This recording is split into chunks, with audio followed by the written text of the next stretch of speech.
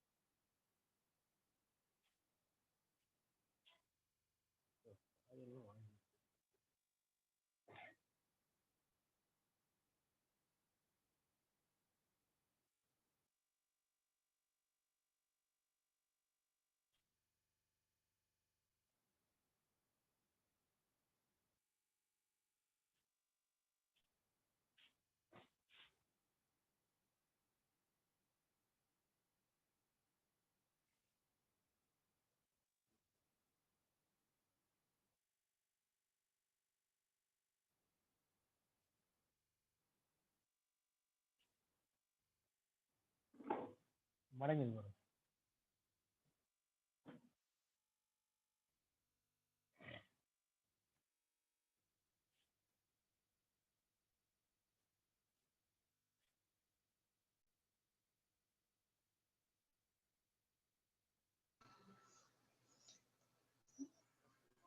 அனைவருக்கும் இனிய மாலை வணக்கங்கள். அது நம்ம வந்து அறம்பொருள் அரசியல் வட்டம் அப்படின்ற ஒரு கூட்டத்துல வந்து 36வது வாரம், அதாவது 35 வாரங்கள் வந்து கடந்துருச்சு. இதை தொடர்ந்து 35 வாரங்கள் வந்து வெற்றிகரமா அறம்பொருள் அரசியல் வட்டத்துல பல்வேறு தலைப்புகள்ல பல்வேறு விஷயங்களை வந்து நம்ம பகிர்ந்துட்டு வந்துட்டு இருக்கோம். அதனை தொடர்ந்து இந்த வாரம், அதாவது 36வது வாரமாக எந்த தலைப்புகளை பத்தி பேச போறோம் அப்படின்னு பாத்தீங்கன்னா, அண்ணாயிசத்தை பத்தி சட்ட முனீஸ்வரன், அதாவது இளந்தமிழ் இலக்கிய பேரவை நிறுவனரா இருக்கக்கூடிய சட்ட முனீஸ்வரர் ஐயா அவர்கள் வந்து இந்த கூட்டத்தில் நம்ம கூட இணைஞ்சிருக்காரு. அவர் தான் வந்து இந்த தலைப்புல நம்மளோட பகிர்ந்துக்க போறாரு. அதாவது அறம்பொருள் அரசியல் வட்டம் அப்படின்னு எடுத்துக்கிட்டீங்கன்னா, இதோடைய நோக்கம் என்னன்னா, பகுத்தறிவு மேம்பட்ட அரசியல். அதாவது ஒரு அரசியலை பற்றின ஒவ்வொரு விஷயமும் பகுத்தறிவு, எது நல்லது எது கெட்டது அப்படின்னு சொல்லக்கூடிய எல்லா விஷயங்களையும் எல்லாரும் தெரிஞ்சுக்கணும் அப்படின்ற ஒரு நோக்கத்தோட தான் இந்த அறம்பொருள் அரசியல் வட்டம் அப்படின்ற ஒரு இணையத்தை ஆரம்பிச்சு அதன் வழியாக நம்ம ஒவ்வொரு வாரமும் பல்வேறு தலைப்புகள்ல வந்து விமர்சனங்களையும் கருத்துக்களையும் பதிவு செஞ்சு கொண்டிருக்கோம். இதனை தொடர்ந்து இந்த வாரம் ஐயா முனீஸ்வரன் அவர்கள் வந்து அவருடைய கருத்துக்கள் நம்மளோட இணைந்திருக்கிறார். ஐயா வணக்கம். ஐயா வணக்கம். வணக்கம், கேக்குதுங்களா? ஐயா வணக்கம். கேக்குதுங்க ஐயா. தொடங்கலாமா? இந்த பகுதியில் எல்லாரும் தொடங்கலாங்க ஐயா.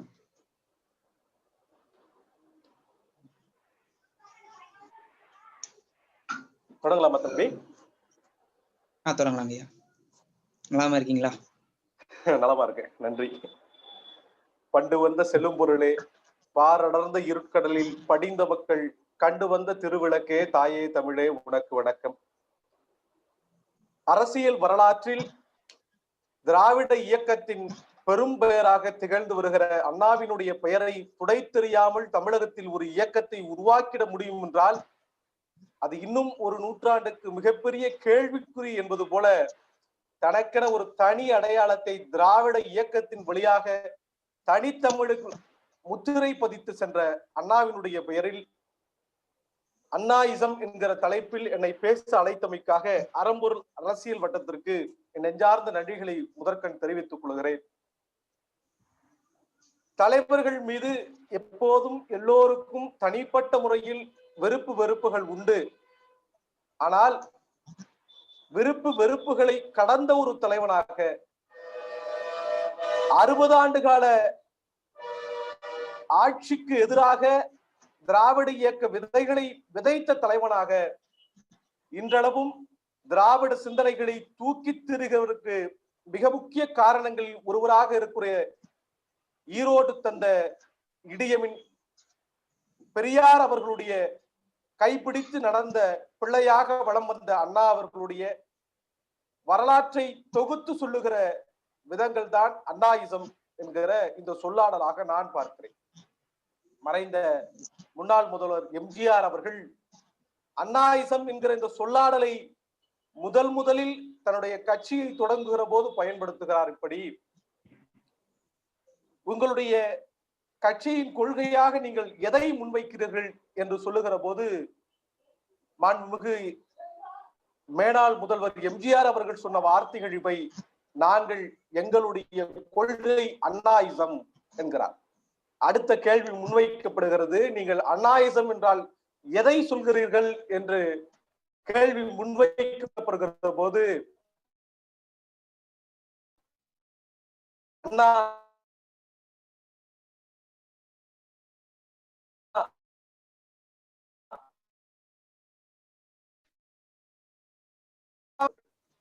ஆம், தனிப்பெரும் தமிழ்நாட்டின் உலகெல்லாம்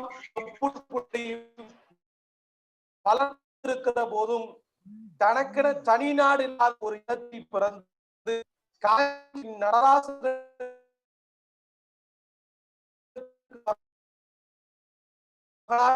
அண்ணாதுரை தமிழ்நாடு அண்ணா 3 எழுத்துக்குள் அடக்க முடியா பெரும் ஆற்றலாக வலம் வந்த கதையெல்லாம் இந்த அண்ணாயிசம் என்ற சொல்லாடலுக்குள் அமைந்து விடுகிறது என்பதுதான் யதார்த்தம். அண்ணாவை பற்றி எல்லோரும் பேசுவார்கள், எல்லா சிந்தனைகளையும் அண்ணா பேசியிருக்கிறார்கள் என்று சொல்லுவார்கள்.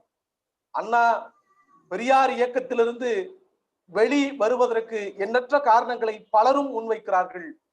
முற்போக்கு சிந்தனைவாதிகள் என்று தங்களை அடையாளப்படுத்திக் கொள்பவர்கள் கூட சில நேரங்களில் தவறான காரணத்தை தான் சொல்லிவிடுகிறார்கள். ஆனால் அண்ணா பெரியார் இயக்கத்திலிருந்து, திராவிட இயக்கத்திலிருந்து, திராவிட கழகத்திலிருந்து வெளியேறி திராவிட கழக சிந்தனைகளை முன்னெடுத்து தேர்தலை சந்திக்கிற ஒரு கட்சியாக திராவிட முன்னேற்ற கழகத்தை உருவாக்குவதற்கான அடிப்படை காரணம் 1947 இந்தியா சுதந்திரம் அடைகிறது என்று அறிவிக்கப்பட்ட போது அதை துக்க நாளாக பெரியார் அனுசரிக்க வேண்டும் என்று தனது பத்திரிகையில் அறிவிக்கிறார். அப்படி அறிவிக்கப்படுகிற போது இவ்வளவு நாள் இதுகாலம் சுதந்திர இந்தியாவிற்காக கனவுகளை சுமந்து தெருவோரங்களில் எல்லாம் சுதந்திர தாகத்தை இளைஞர்களிடையே விதைத்து சென்ற நாம் இதை கொண்டாட வேண்டும் அல்லவா, ஏன் இதை துக்க நாளாக அனுசரிக்க வேண்டும் என்று அண்ணா வைத்த முதல் கேள்விதான் பெரியார் இயக்கத்திலிருந்து அண்ணா வருவதற்கான அடிநாதமாக உருவாகி இருக்கிறது என்பது இதுதான். எல்லா தலைவர்கள் மீதும் நமக்கு தனிப்பட்ட விருப்பு வெறுப்புகள் உண்டு. ஆனால் அண்ணாவின் ஆசான குருவாக எப்போதும் பெரியார் இருந்திருக்கிறார் என்பது உண்மை.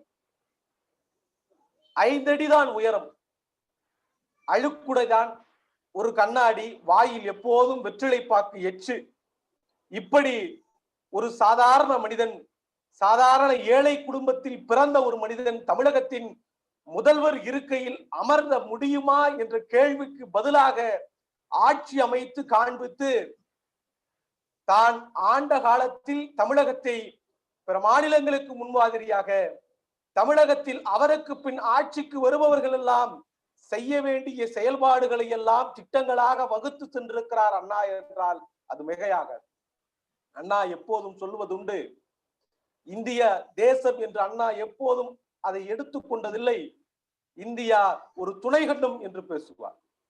அண்ணாவினுடைய மிகச்சிறந்த கொள்கையில் ஒன்று தமிழ் தேசியம், தனி தேசம் என்று, தமிழர்களுக்கென்று ஒரு தேசம் உருவாக்கப்பட வேண்டும் என்று அண்ணா அவ்வப்போது பேசிக் கொண்டிருப்பதன் அடிநாதம் மாநில சுய ஆட்சியை கொண்டு வருவதற்காக அண்ணா வைத்த வாதங்கள் பாராளுமன்றத்தில் இன்றளவும் ஒலித்துக் கொண்டிருக்கிறது.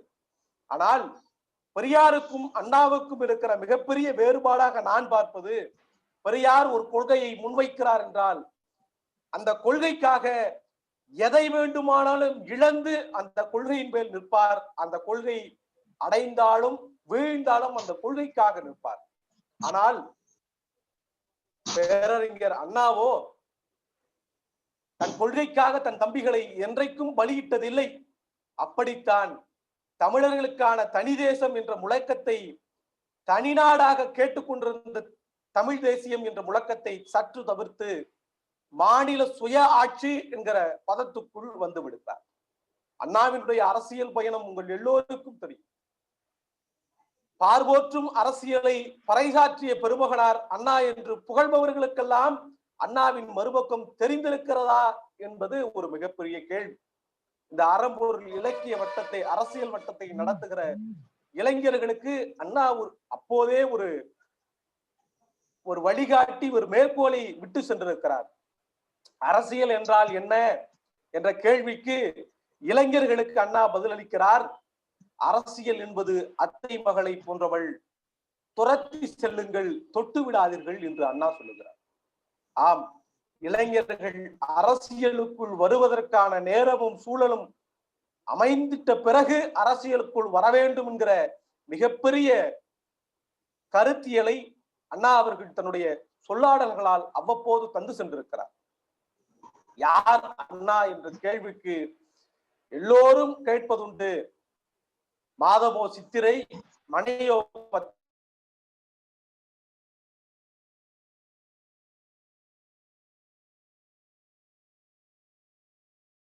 பத்திரை, கண்கள் முத்திரை மறக்காமல் முத்திரை என்று மேடை மொழிகளில் எதுகை மோடைகளில் பேசி மக்கள் உள்ளங்களில் கவர்கிற என்றவள் தொடர்ந்து ஓடுங்கள், தொட்டு விடாதீர்கள் என்று இளைஞர்களுக்கு தன்னுடைய கருத்தியலை நகைச்சுவையோடு சிந்தனையை விதைத்து செல்கிற ஆகச்சிறந்த சிந்தனையாளர் அண்ணா இல்லை. பிறகு யார்தான் அண்ணா என்ற கேள்விக்கு இவையெல்லாம் சேர்த்து உருவாக்கிய ஒரு கலவையாக திராவிட சிந்தனை என்கிற பெரியார் கண்ட பெருங்கனவை தூக்கி சுமந்து தமிழகத்தின் தெருவோரங்களில் எல்லாம் தூக்கி சுமந்து அதை தமிழக இளைஞர்களிடையே விதைத்து சென்றவர் தான் அண்ணா என்பதுதான் அந்த கேள்விக்கு பதிலாக அமையும். அண்ணாவை பற்றி எல்லோரும் பேசுவது உண்டு. அண்ணா மெட்ராஸ் மாகாணம் என்றிருந்த பெயரை 1967 அன்று சட்டமன்றத்தில் இனி மெட்ராஸ் மாகாணம் என்றிருக்கிற பெயரை மாற்றி தமிழ்நாடு என்கிற பெயர் வைக்கப்படுகிறது என்று சட்டமன்றத்தில் தீர்மானத்தை நிறைவேற்றுகிறார். தமிழ்நாடு தமிழ்நாடு தமிழ்நாடு என்று மும்முறை அண்ணா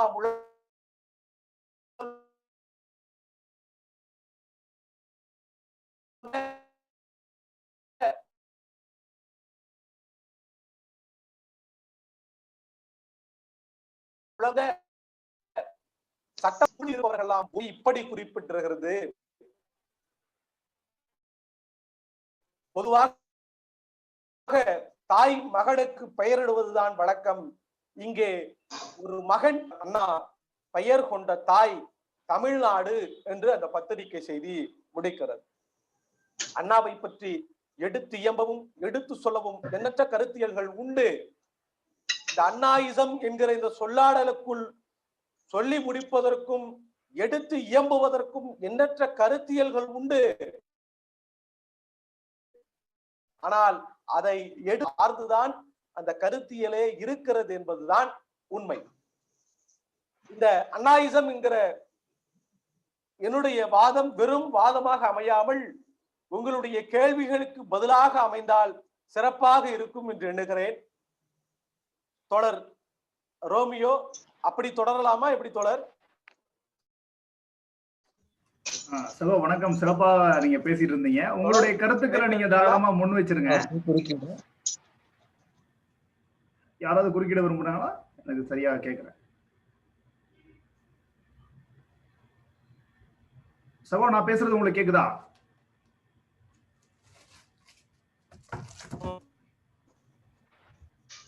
சரி சரி தோழர், சரி தோழர். சகோ நான் பேசுறது உங்களுக்கு கேக்குதா?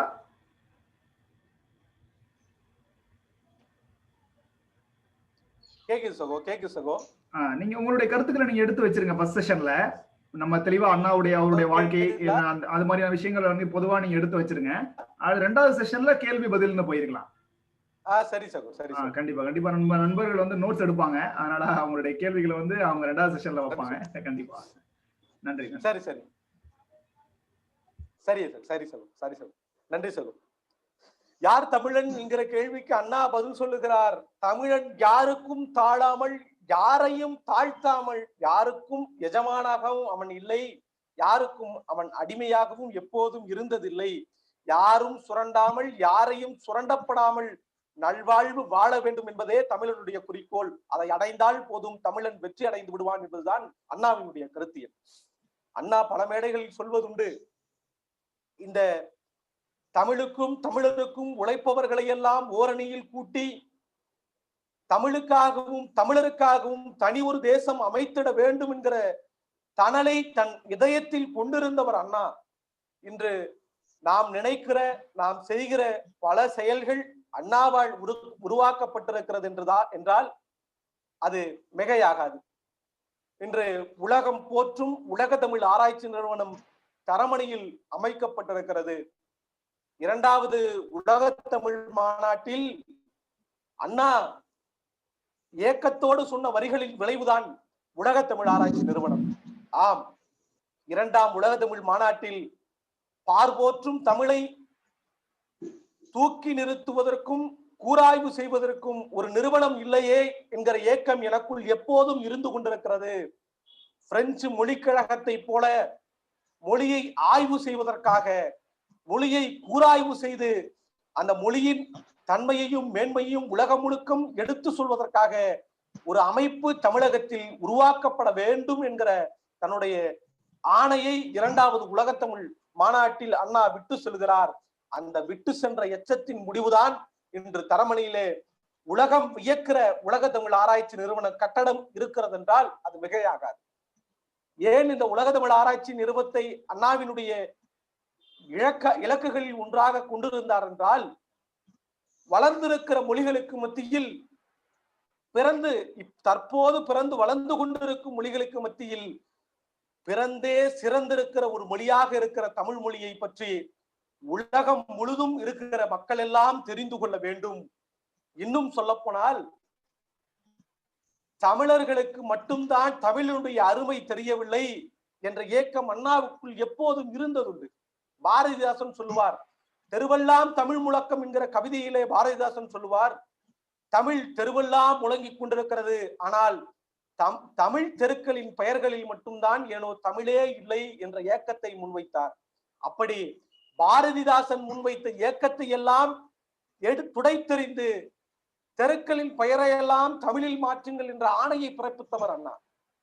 தெருக்களின் பெயர்களை எல்லாம் ஆணையாக பிறப்பித்ததோடு நிறுத்தாமல் தமிழகத்தில் இருக்கிற வணிக நிறுவனங்களுடைய பெயர்களை தமிழில் தான் வைக்க வேண்டும் என்கிற ஆணைக்கு முன்வரைவு தந்தவர் அண்ணா. அரசு அலுவலகங்களில் இருப்பவர்கள் எல்லாம் தமிழில் கையொப்பமிட வேண்டும் என்பதற்கு முன்வரைவு தந்தவர் அண்ணா. அதை 1973ஆம் ஆண்டு நிறைவேற்றியவர் எம்ஜிஆர் அவர். இப்படி இன்று தமிழுக்காக நாம் முன்வைக்கிற சட்டங்கள் எல்லாம், தமிழுக்காக எடுத்து சொல்லப்படுகிற திட்டங்கள் எல்லாம் அண்ணாவின் காலத்தில் உருவாக்கப்பட்டது என்றால் அது மிகையாக. உலக தமிழ் ஆராய்ச்சி நிறுவனம் இன்று வருடம் ஒன்றுக்கு 1500 அரிய நூல்களை வெளியிட்டுக் கொண்டிருக்கிறது. இன்னும் சொல்ல போனால், நாம் இதுவரை காணாத நூல்களை எல்லாம் கண்டறிந்து தமிழகத்தின் மூலை முடுக்கெல்லாம் சென்று நூல்களை தெரிவு செய்து அவற்றை சேகரித்து மின்னாக்கம் செய்து வெளியிட்டுக் கொண்டிருக்கிறார்கள். அது இன்றளவும் தமிழை பயில்பவர்களுக்கும் தமிழ் மீது ஆய்வு செய்பவர்களுக்கும் கற்றற்ற உதவியை செய்து வருகிறது என்றால் இது அண்ணாவினுடைய திட்டம். அண்ணாவின் திட்டத்தால் செயல் வடிவம் பெற்ற உலக தமிழ் ஆராய்ச்சி நிறுவனம் செய்து வருகிற பணி என்றே அதை சொல்ல வேண்டும். அண்ணா எப்போதும் சொல்வதுண்டு, மக்களிடம் செல், மக்களோடு இரு, மக்களுக்காக உழை, மக்கள் உன்னை நல்ல தலைவனாக ஏற்றுக்கொள்வார் என்று அண்ணா ஒவ்வொரு மேடைகளும் சொல்லி முடிப்பார். ஆம், ஒவ்வொரு நாளும் குறைந்தது 20 மேடைகளிலாவது பேசிவிட வேண்டும் என்று இலக்கை கொண்டு அந்த காலகட்டத்தில் பேருந்துகளோ தொடர் வண்டிகளோ தொடர்ச்சியாக பயணிக்கிற வாய்ப்புகள் இல்லாத போதும் அண்ணா நடந்து கூட சில ஊர்களுக்கு சென்று பேசி இருக்கிறார். 20 மேடைகளையாவது பேசிவிட வேண்டும் என்று திட்டமிட்டு செல்வார் அண்ணா. ஆனால் வழியெல்லாம் அண்ணா வருகிற செய்திகளை உணர்ந்த மக்கள் ஊர் தெருக்களில் நெடுஞ்சாலை இணைகிற பகுதிகளில் எல்லாம், சாலைகள் தொடுகிற பகுதிகள் எல்லாம் நின்று கொண்டு அண்ணாவின் வருகையை வரவேற்று எங்கள் ஊரில் ஓரிரு நிமிடங்களாவது பேசிவிட்டு செல்லுங்கள் என்று அன்பான கட்டளைகளை ஏற்று 20 மேடைகளை திட்டமிட்ட அந்த எளிய முதல்வன் குறைந்தபட்சம் ஒரு நாளைக்கு 50 மேடைகளையாவது பேசிவிட்டு தான் செல்வார். அப்படி ஒரு எளிமையான வடிவை கொண்டிருக்கிற முதல்வரை காமராஜருக்கு பிறகு இந்த சமூகம் பார்த்திருக்கிறதா என்றால் அது மிகப்பெரிய கேள்விக்குறிதான். இப்போது இருக்கிற முதல்வர்கள் எல்லாம் சட்டை களையாமல் தனக்கென ஒரு மிடுக்கோடு வருகிற முதல்வர்களுக்கு கூட, வர இருக்கிற முதல்வர்களுக்கு கூட தங்களுக்கான அடையாளத்தை உருவாக்கி இருக்கிற இந்த சமூகத்தில் மத்தியில் ஒரு கசைந்து கட்டிய சட்டையும் வேஷ்டியும் ஒரு பேனாவும் ஒரு சோடா புட்டி கண்ணாடியும் சரியாக தலைவாராத ஒரு மனிதனாக, வாயில் எப்போதும் வெற்றிலை பாக்கு எச்சி கொண்டிருக்கிற ஒரு மனிதனாக எங்கள் தெருக்களில் பார்த்தால் ஒரு ஏழை நெசவு தொழிலாளி எப்படி இருப்பானோ அப்படி ஒரு முதல்வனாக அன்று அண்ணா இருந்தார். அந்த எளிமையை மக்கள் உணர்ந்து கொண்டார்கள். அதைதான் அண்ணா அரியணையில் ஏறுவதற்கான காரணமாக அண்ணாவினுடைய அரசியல் இன்னும் எத்துணை திராவிட தலைவர்கள் வந்தாலும் அவருடைய அரசியலை வென்றிட முடியாது. அவர் பெயரை திராவிட இயக்க வரலாற்றிலிருந்து எடுத்துவிட முடியாது. 1947 ராபின்சன் பூங்காவிலே திராவிட இயக்கத்திலிருந்து பிரிந்த பிறகு அண்ணா ராபின்சன் பூங்காவில் கூடுகிறார். திராவிட முன்னேற்ற கழகத்தை உருவாக்கிட வேண்டும் என்கிற ஒரு பிரச்சாரம் அன்று தமிழகத்தின் மூளை முடுக்கெல்லாம் தீயாக பரவியது. ராபின்சன் பூங்கா அன்று மழையால் கொட்டி தீர்த்தது. அந்த கொட்டி தீர்க்கிற மலைக்கு மத்தியில் ஆயிரம் தொண்டர்கள் கூடியிருக்கிற போது அண்ணா மேடையாறுகிறார். இனி தேர்தலை சந்திக்கிற ஒரு கழகமாக, அதிகாரத்திற்குள் வந்து மக்களுக்கு செய்ய வேண்டிய பணிகளை செய்கிற ஒரு இயக்கமாக திராவிட முன்னேற்ற கழகம் இருக்கும் என்கிற தன்னுடைய காந்த குரலால் ஒளிவாங்கியில் எடுத்து சொன்னவுடன் முன்வரிசையில் நின்று கொண்டிருந்த ஒரு தொண்டன், ஒரு தம்பி சொல்லுகிறார், தலைவா வா, தலைமை ஏற்க வா என்று சொல்லுகிறார். இதுவே இந்த வரிகளை தற்போது இருக்கிற சூழலில் சொல்லி இருந்தால் அவன் தலைவனாக உருவாக்கி இருப்பான். ஆனால் அதை அண்ணா செய்யவில்லை. ஏனென்றால் அவர்தான் உண்மையில் தலைவன். அண்ணா சொல்லுகிறார், அந்த தொண்டனை பார்த்து சொல்லுகிறார், நான் எப்போதும் உனக்கு தலைவனாக இருக்க போவதில்லை, அப்படி என்னால் இருக்கவும் முடியாது. நீ எனக்கு தம்பி, நான் உனக்கு அண்ணன். நான் உனக்கு ஒரு வழியை சொல்லுகிறேன். அந்த வழியில் தமிழினத்தை அழைத்து செல்லுகிற ஆயிரம் தம்பிமார்களில் நீயும் ஒருவனாக இருந்தால் போதும், இந்த இயக்கம் வெற்றி கண்டுவிடும் என்று சொல்லி தன்னை தலைவன் என்று சொல்லுபவர்கள் மத்தியில், நான் தலைவன் அல்ல, உனக்கு ஒரு அண்ணன், வழிகாட்டுகிற ஒரு அண்ணன் என்று சொல்லி முடித்த பெரும் தலைவனாக அண்ணா இருப்பதால் தான் 50 ஆண்டுகள் கடந்தும் கூட, அண்ணா இறந்து 50 ஆண்டுகள் கடந்தும் கூட, இன்றும் திராவிட இயக்கம் மட்டுமல்ல, தமிழகத்தில் முளைக்கிற எந்த ஒரு அரசியல் இயக்கமாக இருக்கட்டும், எந்த ஒரு விமர்சனம் செய்யக்கூடிய அமைப்புகளாக இருக்கட்டும், அண்ணாவினுடைய பெயரை தவிர்த்து திராவிட இயக்க வரலாற்றை, தமிழகத்தில் திராவிட சிந்தனையோடு பிறந்த இயக்க வரலாற்றை யாராலும் சொல்ல முடியவில்லை என்றால், அதுதான் அண்ணா என்கிற 3 எழுத்து மந்திரம் தமிழகத்தில் செய்து முடித்த தாக்கம் என்பதுதான் என்னுடைய கருத்தாக உங்களோடு பகிர்கிறேன்.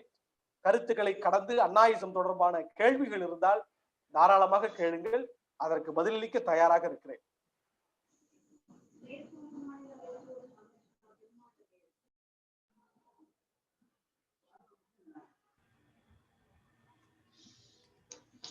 அண்ணாயிசம் என்ற தலைப்பிலே அருமையாக தன்னுடைய விமர்சனங்களையும் அண்ணாவின் அரசியல் பற்றின பயணங்களையும் சட்டம் முனீஸ்வரன் ஐயா அவர்கள் எடுத்துரைத்தார். இதனை தொடர்ந்து ஏதேனும் கேள்விகள் இருப்பின் அவரிடம் நீங்கள் வினவலாம். அந்த கேள்விகளுக்கு அவர் தக்க பதிலளிப்பார்.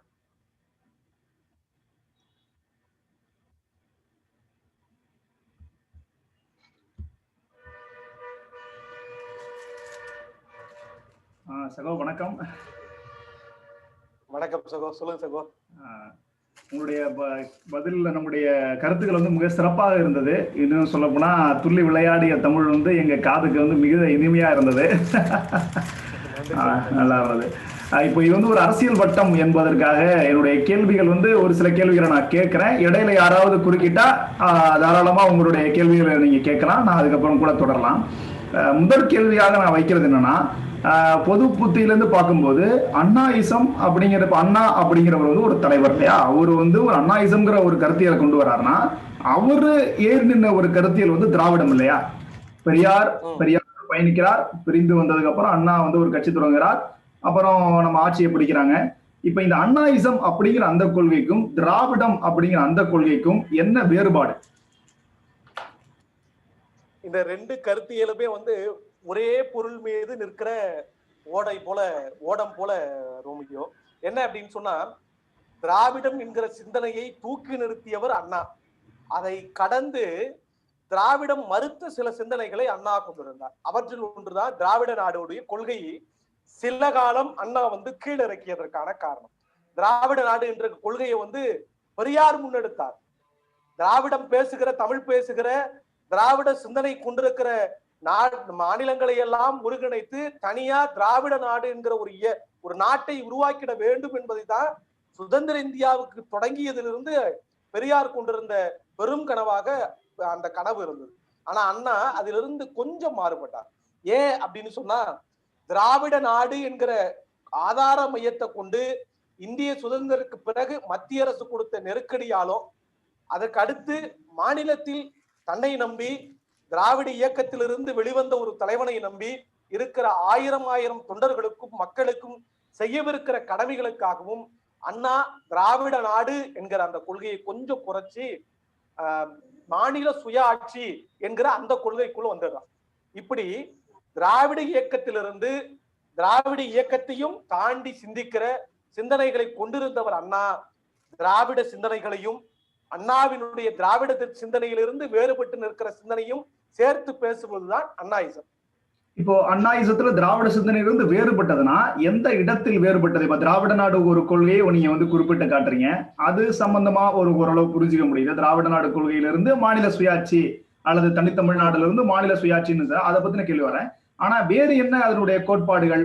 பொருளாதார கோட்பாடுகள் ஏது மாற்றம் இருக்கா? சமூக கோட்பாடுகள்ல மாற்றம் இருக்கா? மத கோட்பாடுகள்ல பிள்ளையாரையும் உடைக்க மாட்டோம், அதுக்கு பிள்ளையாருக்கு தேங்காயும் உடைக்க மாட்டோம்னு சொன்னாங்க இல்லையா? அந்த மாதிரியான அந்த கருத்தியல்லையும் கொஞ்சம் அதனுடைய பரிமாணங்களையும் கேட்க விரும்புறேன்.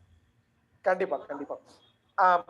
நம்ம திராவிட இயக்கத்தினுடைய வரலாறை நம்ம எடுத்து பார்த்தோம் அப்படின்னு சொன்னா, ஏன் வந்து திராவிடம் என்கிற ஒரு சிந்தனைக்கும் அண்ணாயிசம் என்கிற சிந்தனைக்கும் வேறுபடுகிறதுன்னா, பலர் திராவிடத்தை ஏற்க தயங்கிய காலமும் ஒரு கட்டத்துல இருந்தது.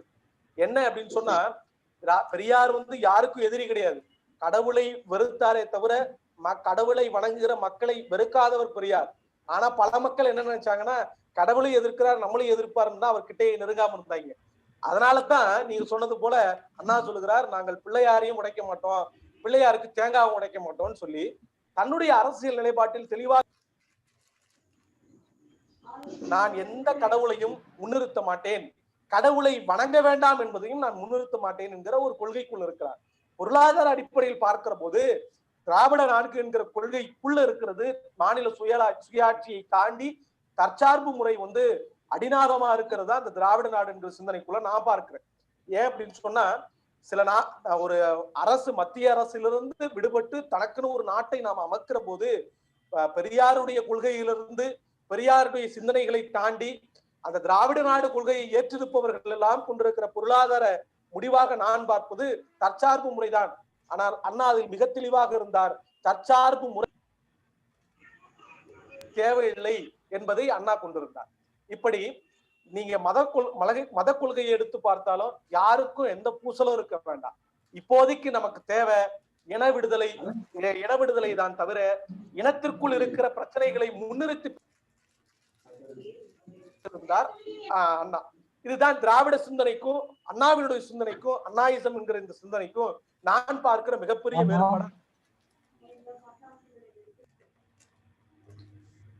இப்போ நீங்க சொல்றபடி இப்ப தற்சார்பு பொருளாதாரம் அப்படிங்கிற அந்த கொள்கையை வந்து அண்ணா ஏற்றிருக்கிற அப்படிங்கிறது உங்களுடைய வாதமா இருக்கா? தற்சார்புல இருந்து அது நம்ம முக்கியம் இல்லை அப்படின்னு சொல்லி நினைச்சாருன்னு சொல்றீங்களா? இல்ல நான் சொல்றது முக்கியம் இல்லை என்றது சொல்ல சகோ. அதாவது அண்ணாவினுடைய கொள்கை என்ன அப்படின்னா, தற்சார்பு முறை இல்லாமல் ஒரு தனி நாடு உருவாக்கிடவே முடியாது. அப்படி உருவாக்குனாலும் ஒரு கட்டத்துக்கு மேல அடுத்த நாட்டை கையேந்திதான் நம்ம நிக்கணும், அடுத்த நாட்டை சார்ந்துதான் இருக்கணும். ஆனா இப்ப இருக்கிற சூழலுக்கு அது அவசியம் இல்லை அப்படின்னு நினைச்சார்.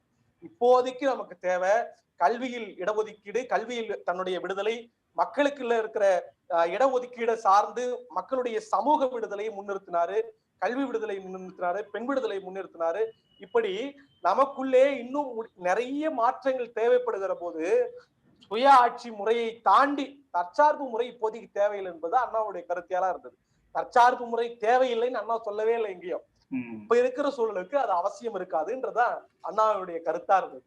கண்டிப்பாக. இதுல ஏன் இந்த கேள்வியை வந்து முன்வைக்க வந்தோம்னா, இப்போ பொது பார்வையில அண்ணா மீது வைக்கக்கூடிய ஒரு விமர்சனம் ஒன்று இருக்கு. உங்களுக்கே அது நீங்க கண்டிப்பா கடந்து வந்திருப்பீங்க. திராவிட நாடு, தனித்தமிழ்நாடு அப்படிங்கிற அந்த அடிப்படையில தமிழ் மொழியின் மீது பற்று, அதனுடைய ஊடாக நடந்த இந்திய எதிர்ப்பு போராட்டங்கள், இதில் வளர்ந்த கட்சி தான் திமுக இல்லையா? அப்போ இந்த உணர்வுகளை பேசி தமிழ் மேடைகள்ல ஒழித்து தமிழை வந்து ஒரு மிகப்பெரிய இடத்துக்கு அவங்க வந்து கொண்டு போய் வச்சு, அப்படித்தான் அந்த மக்கள் வந்து ஒரு தமிழ் உணர்வுக்கு உட்படுத்தி அவங்க ஓட்டு வாங்கினாங்க, கொண்டு வந்தாங்க. ஆனா அதன் பிறகாக ஒரு அரசியல் கட்சி வந்து இது மாதிரி எல்லாம் பேசக்கூடாது, இது மாதிரி வந்து நாங்க செடிஷன் கேஸ் போட்டுருவோம், அது மாதிரி தேச விரோத வழக்கு பாயும், அது மாதிரியான விஷயங்கள் வரும்போது அரசியலமைப்பு திருத்தத்தை வந்து ஏற்றுக்கொண்டு அவங்க வந்து அதை பேச மாட்டோம், சுயாட்சின்னு சொல்லி, அப்போ ஒரு இன விடுதலைங்கிற அந்த ஒரு விஷயம் வந்து தமிழ் இன விடுதலைங்கிற அந்த பார்வையில சொல்றேன். அப்ப அந்த விஷயம் வந்து மாநில சுயாட்சி அப்படிங்கறத சுருங்கப்பட்டது, இதுதான் திராவிட ஆட்சியின் மீது கூட வைக்கப்படுகிற விமர்சனம் அப்படின்னு சொல்லி ஒரு கருத்து இருக்குல்ல, இந்த கருத்துக்கு உங்களுடைய பதில் என்ன? இல்ல, நிச்சயமா நீங்க சொல்ற கருத்தியல் நான் 100% ஏத்துக்கிறேன். ஆனா அண்ணாவினுடைய பார்வையில் இதை பார்க்கணும். எப்பயுமே ரோமியோவுக்கு ஒரு கருத்து இருக்கும், முனீஸ்வரனுக்கு ஒரு கருத்து இருக்கும், இணைப்பில் இருக்கிற நண்பர்களுக்கெல்லாம் ஒரு கருத்து இருக்கும். ஆனா அண்ணாவினுடைய பார்வையில் இது எப்படி தெரியுமா, நாம இயங்கிக் கொண்டே இருப்பதுன்றது சும்மா இருக்கிறத விட நல்லதுன்னு சொல்லுவார் அண்ணா எப்பயுமே. நீங்க நம்ம திராவிட சிந்தனையும் நான் எனக்கு தனி தேசம் தான் வேணும், திராவிட நாடு தான் வேணும்னு நீங்க பேசிக்கிட்டு இருக்கிற கொள்கை மீண்டும் மீண்டும் பேசிக்கிட்டே இருந்தனா இயங்கவே முடியாது என்பது அண்ணாவுக்கு நல்லா தெரியும். அந்த அளவுக்கு மத்திய அரசு ஒரு கட்டுப்பாடுகளை விதித்து அரசியலமைப்பில் திருத்தம் கொண்டு வந்து மிகப்பெரிய அழுத்தத்தை அண்ணா மீது வைத்த போது அண்ணா முடிவெடுத்து தான் மாநில சுயாட்சி என்ற கொள்கையிலாவது நான் தொடர்ச்சியாக தனித்தமிழ் நாட்டுக்காக தனித்தமிழ் தேசத்துக்காக முழங்கிக் கொண்டே இருப்பேன். அதை யாரு மாநில சுயாட்சின்னு சொல்லிட்டோம்னா அதை மத்திய அரசு தலையிட வேண்டிய அவசியமே இல்லை, அது சொல்லவும் முடியாது. இப்ப தனித்தமிழ் நாடு கேட்டாதான், திராவிட நாடு கேட்டாதான் தேசத்துக்குள் இருக்கிற மாநிலங்களை ஒருங்கிணைத்து தேசத்துக்கு எதிராக துரோகத்தை விளைவிக்கிறார், தேசத்துக்கு எதிராக சூழ்ச்சிகளை உருவாக்குறாருன்னு அண்ணா மேலையும் திராவிட முன்னேற்ற கழகத்தின் மேலையும் அரசியல் ரீதியாகவும் சட்டப்பூர்வமாகவும் நடவடிக்கை எடுக்க முடியும். ஆனா மாநில சுயாட்சியில பாருங்க, தங்கள் மாநிலத்திற்கு தேவையானவற்றை மாநிலமே தெரிவு செய்து கொள்வதற்கான அதிகாரங்களை எல்லாம் தங்களுக்கு வேண்டும் என்று கேட்பது ஒவ்வொரு மாநிலத்தினுடைய உரிமை. இதைத்தான் அண்ணா தன்னுடைய சிந்தனைகளை எல்லாம் இந்த 2 சொல்லாடற்குள் ஒழித்து அரசுக்கு எதிராக செயல்பட்டு இயங்காமல் இருப்பதை விட அரசு சொல்கிற கட்டுப்பாடுகளை ஏற்றுக்கொண்டு தன்னுடைய சிந்தனையும் விடாமல் தன் மக்களுக்கான சிந்தனையும் விடாமல் இயங்கிக் கொண்டு கொஞ்சமா இயங்கினா கூட நல்லது அப்படிங்கிற கொள்கையில் நின்றவர் அண்ணா. அது அப்படித்தான் நான் பாக்குறேன் ரோமியோ. கண்டிப்பா கண்டிப்பா சகோ. அடுத்த ஒரு கேள்வி, இப்போ இது மாதிரியான ஒரு இப்ப அண்ணாவுடைய ரோமியோ ஒரு நிமிஷம் ரோமியோ, அதோட தொடர்ச்சியா ஒண்ணு கேட்டுறேன். அதோட தொடர்ச்சி என்னன்னா, இப்ப இப்ப நீங்க இவரு நண்பர் சொன்ன விளக்கங்கள்ல இருந்து தனிநாடு கோரிக்கை வச்சாங்க இல்லையா, அப்போ அவங்களும் இனத்தின் அடிப்படையில தான் கோரிக்கையை வச்சாங்க. அப்போ சுயாட்சின்னு சுருங்கும் போது தனிநாடு கோரிக்கைக்கான அவங்களுடைய அந்த புரிதல் இருக்கும்ல, எதுக்காக தனிநாடு கேட்டாங்கன்ற ஒரு புரிதல் இருக்கும்ல. இப்ப நண்பர் சொல்றது அந்த தற்சார்பு வேண்டாம் அப்படின்னு சொன்னதா சொல்றாரு இல்லையா, அந்த நிலைக்கு தற்சார்பு வேண்டாம்னு சொல்லல, ஆனா சுயமா இப்ப செயல்படுற சூழ்நிலை இல்ல அப்படின்ற ஒரு நிலைக்கு மாறுறாங்க இல்லையா. இப்ப என்னோட கேள்வி என்னன்னா, அப்போ தனி நாடுன்ற கோரிக்கை வைக்கும் போது எதற்காக எல்லாம் அவர் கேட்டாரு, அந்த புரிதல் எந்த புரிதல்ல இருந்து அவங்க கேட்டாங்க அப்படின்ற ஒரு விளக்கம் கொடு. கண்டிப்பான, அதாவது தனிநாடு என்ற கோரிக்கையை அண்ணா முன்வைக்கிறதுக்கான காரணம், அண்ணாவை தாண்டி பெரியார் இயக்கங்கள் எல்லாமே முன்வைக்கிறதுக்கான காரணம் என்ன அப்படின்னு சொன்னா, மத்திய அரசு தங்களுக்காக இழைக்கப்படுகிற துரோகங்களை எல்லாம் தாளாது. அதாவது அப்பையில இருந்தே காங்கிரஸ் ஆட்சியில் இருக்கிற போது கிட்டத்தட்ட ஒரு சுதந்திரம் அடைந்ததிலிருந்து ஒரு 20 ஆண்டு காலம் தொடர்ச்சியா இழைக்கப்படுகிற அநீதிகள், சமூக அளவுல விடுதலை கிடைக்கல, கல்வி ரீதியில விடுதலை கிடைக்கல, எந்த ஒரு அதிகாரமும் குறிப்பா தமிழகத்துக்கு கிடைக்கவே இல்லை, கீழ மாநிலங்களுக்கு வரவே இல்லை. எல்லாரும் இந்த இணைப்பில் இருப்பவர்கள் தவறாக நினைக்க வேண்டாம், இந்த வார்த்தைகள் எல்லாம் நான் பயன்படுத்துகிறேன்னு சொல்லி, பார்ப்பனர் அல்லாதவர்கள் தமிழகத்தில் மட்டும்தான் ஆட்சியில் இருந்தார்கள். அதை தாண்டி மேல இருக்கிறவர்கள் எல்லாம் ஏதோ ஒரு சூழலை பார்ப்பனர்களுடைய கைக்கூலிகளாக, பார்ப்பனர்கள் சூழ்ந்திருக்கிற ஒரு ஆட்களாகத்தான் மற்ற மாநிலங்கள்லாம் ஆட்சியில் இருந்தாங்க. அப்படி இருக்கிற சூழல்ல கீழே இருக்கிற, அதாவது தென்னிந்தியாவில் இருக்கிற இந்த 4-5 மாநிலங்கள் எல்லாம் திராவிட சிந்தனையை கொண்டிருந்தது. திராவிட சிந்தனைன்றது வேற எதுவுமே கிடையாது. நாம எல்லாரும் நினைப்பது போல திராவிட இயக்கத்தை தூக்கி நிறுத்துகிற சிந்தனை எல்லாம் இல்லை. விடுதலை என்பது ஒரு புறம் இருந்தாலும் கூட சுயமரியாதையும் சுயமரியாதையோடு கூடிய தனிநபர் விடுதலையை எதிர்நோக்கி அதை முன்வைக்கிற ஒரு சிந்தனை தான் இந்த திராவிட சிந்தனை. இப்படிப்பட்ட திராவிட சிந்தனைக்கு ஒத்து வருகிற மாநிலங்கள் எல்லாம் ஒருங்கிணைந்து அதுக்கு ஒரு தனி நாடா, ஏன்னா மேல இருந்து அதிகாரம் கிடைக்கல, ஒரு அதிகாரம் வரப்போறது இல்ல, இடஒதுக்கீடிலும் வஞ்சகம், கல்வியிலும் வஞ்சகம், நமக்கான சுய விடுதலை எதிலையும் வர்றதில்லை. இப்படி எல்லாவற்றிலும் சுதந்திரத்துக்கு முன்னாடி ஆங்கிலேயர்கிட்ட அடிமையா இருந்தது போக இப்ப ஆட்சியாளர்கிட்ட அடிமையா இருக்கிற இந்த நிலைமையை தான் பெரியார் எதிர்த்து திராவிட சிந்தனை பேசுகிற மாநிலங்கள்லாம் ஒருங்கிணைந்து நமக்குன்னு ஒரு நாடை உருவாக்குவோன்னு பாராளுமன்றத்துக்கு எதிராக தன்னுடைய கோரிக்கையை வைக்கிறார். அப்படித்தான் இந்த திராவிட நாடு என்கிற இந்த சிந்தனை உருவானது. மத்திய அரசுகிட்ட இருந்து வரவேண்டிய அதிகார பகிர்வும், மத்திய அரசு கிட்ட இருந்து வரவேண்டிய தர வேண்டிய அவங்க கண்டிப்பா தரக்கூடிய அதிகாரங்கள் எல்லாம் சில சாதிய ரீதியிலாவும் மதத்தின் ரீதியிலாவும் அடக்கப்பட்டு அடக்குமுறைக்கு ஆளாக்கப்படுவதால் தான் இவற்றையெல்லாம் எதிர்த்து தங்களுக்கான அதிகாரத்தை, தங்கள் மக்களுக்கான விடுதலையை எண்ணி நினைத்து உருவாக்கப்பட்ட கொள்கைதான் இந்த திராவிட நாடு. கார்த்திகேயன். இல்ல, அதாவது நீங்க சொல்றது ஓகே. ஆனா இவங்க திராவிட நாடு வந்து ஜின்னா பாகிஸ்தான் தனிநாடு கோரிக்கை சமயங்கள்ல இருந்தே உருவானது. ஆங்கிலேயர்களிடமே இவங்க கேட்டாங்க. திராவிட இயக்கம் பெரியார் தலைமையில அவர் அண்ணா பெரியார் கூட இருக்கும் போதும் அவங்க ஆங்கிலேயர்களிடமே கேட்டாங்க. அப்போ நான் என்னோட கேள்வி என்னவா கேட்டேன் அப்படின்னா, திராவிட நாடு ஜின்னா கேட்கும், அதாவது சுதந்திரம் வர்றதுக்கு முன்னாடியே எங்களுக்கு தனியா சுதந்திரம் கொடுத்துருங்க, அப்ப இந்தியான்னு ஒரு நாடுலாம் அவங்க சுதந்திரம் கொடுத்து கட்டமைக்கப்படலை. ஸோ அப்பவே கேட்டுட்டு இருந்தாங்க. அதுக்கப்புறம் அண்ணா வந்து 1950 அரசியலமைப்பு சட்டம் வந்ததற்கு பிறகும் கேட்டுட்டு இருந்தார். 1962 தான் அவர் வந்து அந்த நேரு வந்து அந்த சட்டம் மறுபடியும் வரும்போது அந்த சட்டம் வருது. அதுக்கப்புறம் இந்தியா சீனா ஃபைட் வருது. அந்த சமயத்துலதான் அண்ணா சொல்றாரு, இந்த மாதிரி நம்ம வந்து இந்தியான்ற ஒரு நாடு இருந்தா தான் தனி நாடுங்கிற கோரிக்கையை கேட்க முடியும் அப்படின்ற இடத்துக்கு வராது. ஸோ கான்ஸ்டியூஷனுக்கு முன்னாடியும் சரி, கான்ஸ்டியூஷனுக்கு அப்புறமும் சரி, இவங்க தனி நாடு கோரிக்கை கேட்டாங்க. அப்போ ஒரு தனி நாடா செயல்படக்கூடிய எல்லா அந்த புரிதலோட தானே அவங்க கேட்டாங்க. அப்போ அந்த புரிதல் ஒன்னா இருக்கும்போது 62க்கு பிறகு ஆனா இவங்களுடைய மாற்றம் வந்து வேற இருக்கு. அந்த புரிதல் இல்லாம நம்ம இந்தியான்னு ஒரு நாடு இருந்தா தான் நாம தனிநாடே கேட்க முடியும்னு ஒரு இடத்துக்கு போறாங்க இல்லையா? எனக்கு இந்த டிஃபரன்ஸ் தான் நான் கேட்டேன், எப்படி அது போக முடியும்? அப்ப அந்த புரிதல் தவறா இல்ல இந்த புரிதல் தவறா அப்படின்னு? இல்ல, புரியுதுண்ணே. இதை வந்து நம்ம சூழலை சார்ந்துதான் பார்க்கணும் கார்த்தினே. நம்ம விடுதலைக்கு முன்னாடி இருந்து திராவிட நாடு என்ற கொள்கை இருந்தாலும் கூட நீங்க சொன்னது போல இந்த அரசியலமைப்பு சட்டம் வந்த பிறகும் கூட சீனா போர் கிட்ட போதுதான் இந்தியாங்கிற ஒரு நாடு இருந்தாதான் நம்ம தனிநாடே கேட்க முடியுன்ற கொள்கைக்கு அண்ணா வருகிறார். இது எங்க வேறுபடுது? ஏன் வந்து அந்த கொள்கை வந்து திராவிட நாடு தனிநாடுங்கிற கொள்கையிலிருந்து உட்காருதுங்கிற மாதிரி பார்க்கிற போது, இந்த சுதந்திரம் அடைந்த பிறகு இந்த நகர்வுகள் இருக்கு பாருங்க, அதைதான் வந்து அந்த சூழலை தான் நம்ம பார்க்கணும். பொருளாதார ரீதியிலையும் சரி, நாம வந்து ஒரு 10 ஆண்டுகள் 15 ஆண்டுகள் தொடர்ச்சியா அரசியல்ல இருக்கிற போது, அந்த கொள்கையை சுமந்து இருக்கிற போது நாம எதிர்கொள்கிற அண்ணா எதிர்கொண்ட சூழல்கள் அபரிவிதமானதுன்னு. 47ல திராவிட இயக்கம் தொடங்கியது காலத்திலிருந்து, திராவிட முன்னேற்ற கழகம் உருவான கட்டத்திலிருந்து, திராவிட நாடு தனித்தமிழ் நாடு இந்த கொள்கை வச்சதுல இருந்துமே அண்ணா கொஞ்சம் பின்வாங்கிறதுக்கான காரணம், இந்தியா என்கிற தேசம் நன்கு கட்டமைக்கப்பட்ட ஒரு தேசமா உருவாயிட்டு. அரசியலமைப்பு சட்டத்திலிருந்தும் அதற்கு பிறகு வந்த சூழலையும் முன்னாடி பெரியார் கேட்டிருந்த, சுதந்திரத்துக்கு முன்னாடி கேட்டிருந்த அந்த சூழல் இல்லை என்பதை வந்து நல்லா தெரிஞ்சுக்கிட்டவர் அண்ணா. நான் மற்ற அரசியல்வாதிகளிருந்தும் மற்ற தலைவர்களிருந்தும் அண்ணா வேறுபடுவதற்கான மிக முக்கிய காரணங்கள் ஒன்றா பார்க்கிறது, அண்ணா ஒரு சூழலியல்வாதி. ஒவ்வொரு சூழலையும் உணர்ந்து கொண்டு அந்த சூழலுக்கு தகுந்தாற்போர் முடிவெடுப்பவர் அண்ணா.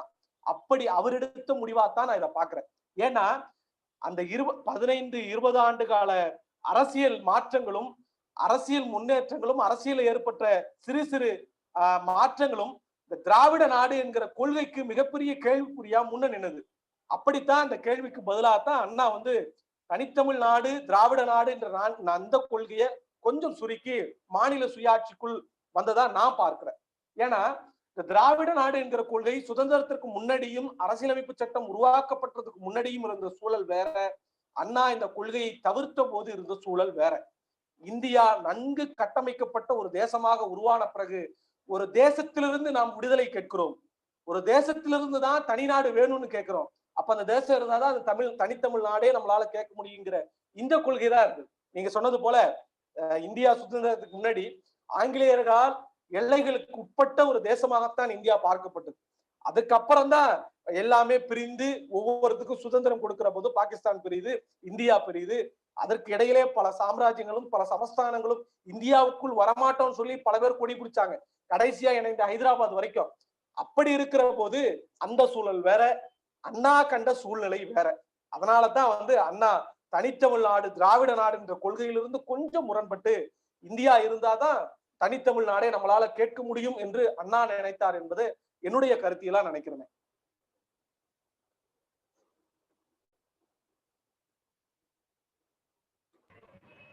நீங்க நீங்க கேளுங்க. நன்றி நன்றி நன்றி நன்றி கார்த்திக் ராஜா. சகோ, அடுத்து என்னுடைய கேள்வி வந்து மது ஒழிப்பை பத்தின விஷயங்கள். ஏன்னா அண்ணாவுடைய பேசும்போது அவருடைய கருத்து வந்து மிக தெளிவானது. மதுவினால் வரும் பணம் வந்து தொழுநோயாளியின் கையில் இருக்கிற வெண்ணெய் போன்றது அப்படின்னு சொல்லி மது ஒழிப்பை வந்து அவர் தொடர்ந்து பிரச்சாரமா வச்சிருந்தாரு. தன்னுடைய அரசியலையும் இருந்துச்சு. அதுக்கப்புறம் அதை வந்து நீக்கிட்டாங்க இல்லையா, அந்த மது மீதான தடை. அதுக்கப்புறம் அரசே இப்ப மது இருக்கிற நிலைமை கொண்டு வந்துட்டோம். இதை எப்படி நீங்க பாக்குறீங்க? அண்ணாவுடைய கொள்கை வந்து நீர்த்து போடப்பட்டது.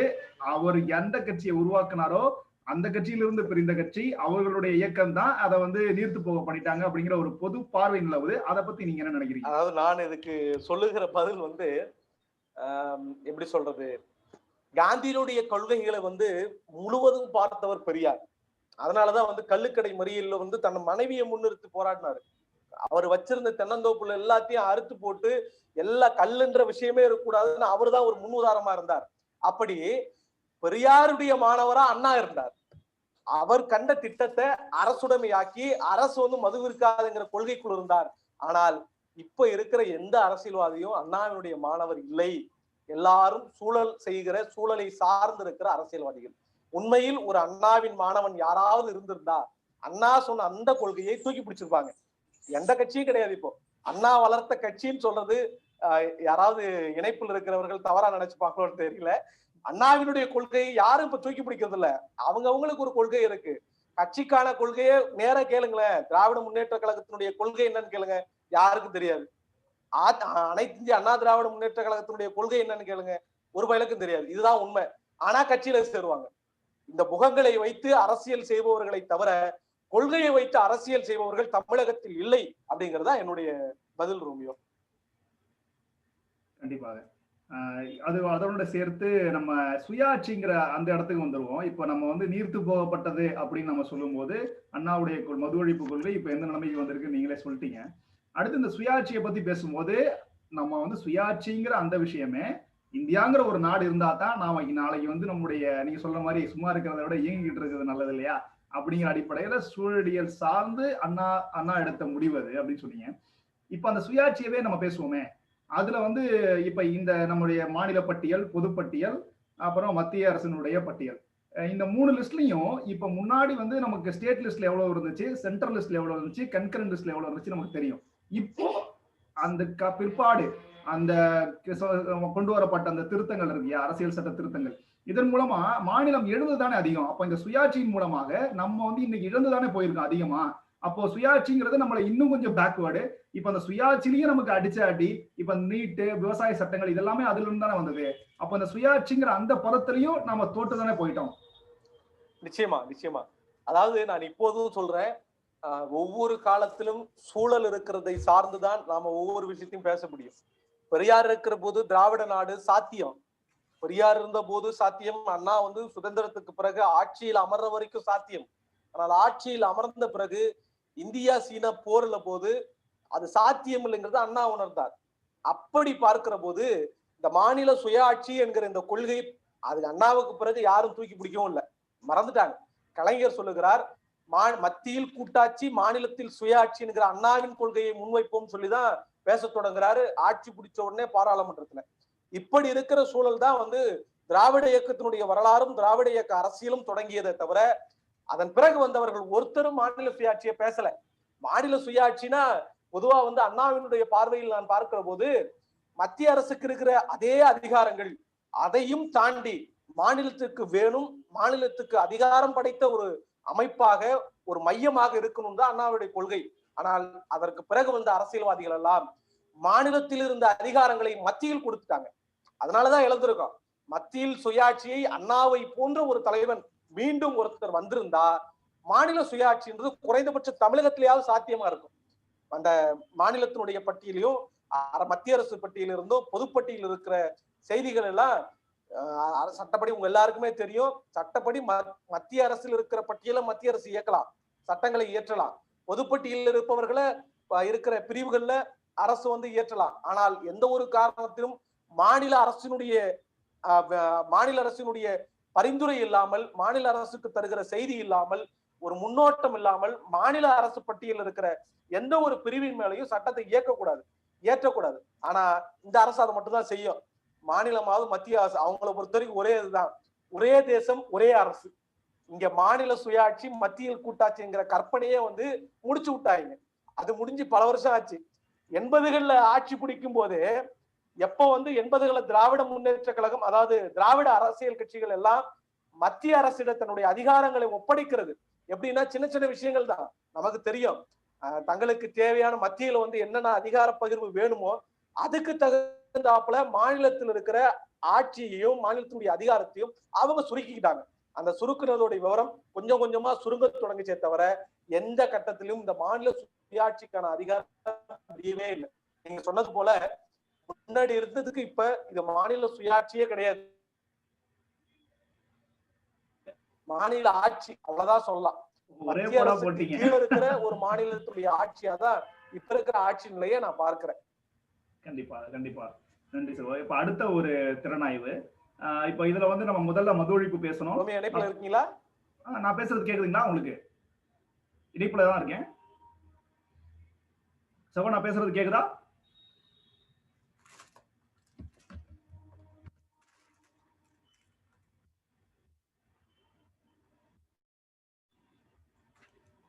சகோ, நான் பேசுறது கேக்குதா? ஹலோ மீட்டிங் சகோ கேக்குதா? சகோ எனக்கு கேக்குது. அவர் ரோமியோ இல்லையா? அவரு இணைப்புல இருக்கிற மாதிரி தெரியலண்ணே. கார்த்தினே ரோமியோ இல்ல, இணைப்புல தான் இருக்கேன். நான் பேசுறது கேக்குதா? அவர் வரட்டும். அப்ப நம் இப்பதான் கேக்குது. இணைப்புல தான் இருக்கேன்.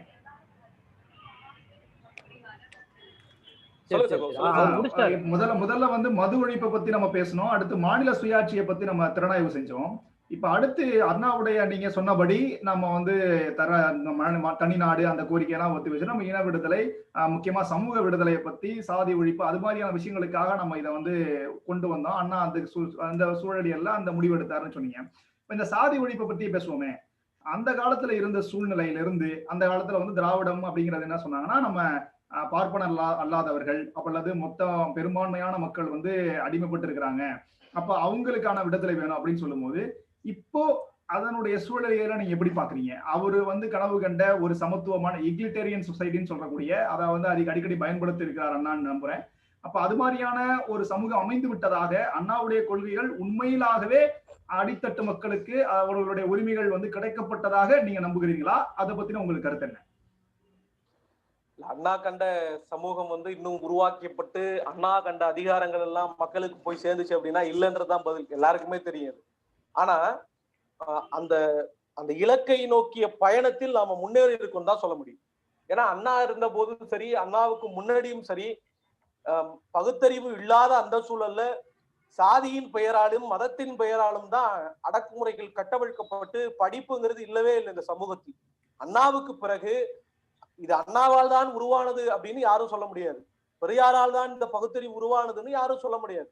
ஒவ்வொரு காலகட்டத்திலும் ஒரு சமூக எழுச்சியும் அதது காலத்துல உருவாகத்தான் செய்யும். ஆனா அந்த இன எழுச்சியை முன்னெடுத்து நடத்தியவர்கள் பேரறிஞர் அண்ணாவும் ஈரோடு தந்த பகுத்தறிவு பகலும் தந்தை பெரியாருன்னு தான் யதார்த்தம்.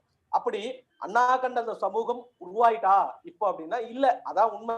இன்னமும் வந்து தென் தமிழகத்தில் எங்க கிராமங்கள் தோறும் இன்னும் இரட்டைக்கோள முறை இருக்கு. நானே நேர்ல பார்த்திருக்கேன். இரட்டைக்கோள முறையெல்லாம் என்னன்னு சொல்லி நம்ம தலைமுறைக்கு தெரியவே தெரியாது. இன்னும் நம்ம இணைப்புல இருக்கிற பல பேருக்கு இரட்டைக்கோள முறைன்னா என்னன்னு தெரிஞ்சா அது பெரிய விஷயம். ஆனா அது இன்னும் நடைமுறையில இருக்கு. சாதிக்கு எதிராக வந்து மேலத்தெருவுல சார்ந்தவர்களுக்குள்ள நுழையக்கூடாது அப்படின்னு சொல்லி கால்டிக்காரங்க நுழையக்கூடாதுன்னு இன்னும் சாதி சுவரை கட்டி வச்சிருக்கிற சமூகம் இன்னமும் இருக்கு. இன்னமும் தருமபுரியில மேல் சாதிக்காரன் வந்து கீழ் சாதிக்காரனா சொல்லப்படுகிறவர்கள் மீது தாக்குதல் நடத்தி அவன் போகும்போது எதுல பட்டா முடிஞ்சு போச்சு, அவன் வீட்டை கொளுத்தி விட்டுறான். இன்னமும் நடக்குது. இவ்வளவு வளர்ச்சி ஏற்பட்டிருக்கு. இந்த சமூகம் எவ்வளவோ மாற்றங்களை உணர்ந்திருக்குது. ஊடகத்துறையிலையும் சரி, முதல்ல செய்தினா எப்பயோ எங்கேயோ சொல்றவங்க அப்படியே காத்து வாக்குல மெல்ல மெல்ல மெல்ல வந்துதான் நம்ம காதுல விடும். இப்ப அப்படிலாம் இல்ல. இந்த நிமிடம் நடந்துச்சுன்னா அடுத்த நிமிடம் உலகம் முழுக்க தெரியுது. கூட இன்னமும் இந்த சமூகத்தில் சாதிய உணர்வுகளால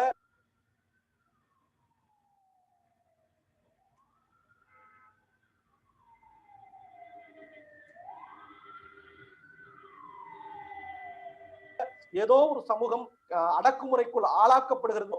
சாதியை வைத்துதான் அரசியல் நடத்தப்படுகிறது. பிறகு எப்படி சாதிய விடுதலை கிடைக்கும், சாத்தியமாகும்? அண்ணாவினுடைய கனவு எப்படி நிறைவேறும்? இப்பெல்லாம் வந்து அரசியல் கட்சி பேசுறியா, உன் ஜாதிக்கு எத்தனை ஓட்டு, இந்தா உனக்கு ஒரு சீட்டு, இதான் இந்த நாட்டோட நிலைமை. இப்படி இருக்கும்போது அண்ணா கண்ட சாதியை ஒழிப்போம், அண்ணா கண்ட சாதிய விடுதலை எப்ப கிடைக்கும்னு நம்ம நம்பலாம் ரோமியோ? என்ன கேட்டா கட்சி அண்ணா அவர்களுடைய உருவாக அல்லது அவருடைய தாக்கத்தினால் உருவானது அப்படிதானே இருக்குது. அது நிலைமை அப்படித்தானே இருக்கு. இல்ல நான் தான் தெளிவா சொல்லிட்டேன் இல்லையா, அண்ணாவால் உருவாக்கப்பட்ட கட்சியும் சரி, அண்ணாவின் பெயர் கொண்டு உருவாக்கப்பட்டிருக்கிற கட்சியும் சரி, இப்போதைக்கு அவங்களுடைய நிலைப்பாடு முதல்ல அவங்க இப்ப நிக்கணும், அது வேற கதைன்னு வச்சுக்கோங்க. இப்ப இருக்கிற அரசியல் சூழல்ல அந்த கட்சிகளே ரெண்டும் நிக்குமான்னு தெரியல. அடிக்கிற காத்துல பறந்து போற கட்சிகளே இதுவுமா இருக்குமா அப்படின்னு பல அரசியல் விமர்சகர்கள் சொல்லிக்கிட்டு இருக்கிறாங்க. ஆனா அதையும் தாண்டி நிக்கிறது அவங்களுடைய பெரிய கொள்கையா இருக்கு. அப்படி இருக்கிற போது பொதுவா வந்து யானையினுடைய வழித்தடத்தில் நசுக்கப்படுகிற எறும்புகளை வந்து பெரும்பாலும் யாரும் கண்டுக்க மாட்டாங்க. ஆனா இவர்கள்லாம் யானைகள், இந்த சமூகத்தில் இருக்கிறவர்கள் எல்லோரும் யானைகள். அரசியல் கட்சி, அண்ணாவால் உருவாக்கப்பட்ட அரசியல் கட்சியும் சரி, அண்ணாவின் பெயரை கொண்டு உருவாக்கப்பட்டிருக்கிற அரசியல் கட்சியும் சரி, அவர்கள்லாம் யானைகள். நம்மை போன்ற எறும்புகள் படுகிற துயரத்தை, நம்மை போன்ற எறும்புகள் அனுபவிக்கிற வேதனைகளை எப்போதும் அவர்கள் கணக்கில் எடுத்துக் கொள்வதே இல்லை ரோமியோ. கண்டிப்பாக திருமதி என்கிட்ட இன்னும் சில கேள்விகள் இருக்கு. நம்ம நண்பர்களுடைய இதுக்காக நான் ஒரு சில நிமிடங்கள் நான் இடையில யாராவது கேள்வி கேட்கணும்னு நினைச்சா நீங்க தாராளமா இப்ப கேட்கலாம். ஏன்னா நாங்களே பேசிட்டு இருக்க மாதிரி இருக்கு. யாருக்காவது கேள்விகள் இருக்குன்னா நீங்க தாராளமா குறுக்கிடுங்க. சார் வணக்கம், எனக்கு ஒரு கேள்வி. சொல்லுங்க தோழர். பேசுங்க சொல்லுங்க தோழர். சார் நான் பிரேமச்சந்திரன் பேசுறது கேட்கலாம்? கேக்குது தோழர், சொல்லுங்க. சார் இப்ப வந்து பாத்தீங்கன்னா தமிழ்நாட்டுல வந்து நல்லாட்சி புரிஞ்சது வந்து பாத்தீங்கன்னா முதலமைச்சர் காமராஜர் ஒருத்தர், நம்ம அண்ணா ஒருத்தர். ஹலோ கேக்குது தோழர், சொல்லுங்க தோழர். காமராஜ் அப்படியேப்பட்ட காமராஜரே வந்து விருதுநகர் மாவட்டத்துல தான் தோக்கடிச்சாங்க நம்ம மக்கள். அதே மாதிரி நம்ம அண்ணாவும் எதுவும் தொகுதியில தோற்கடிக்கப்பட்டாரா இல்ல அவரு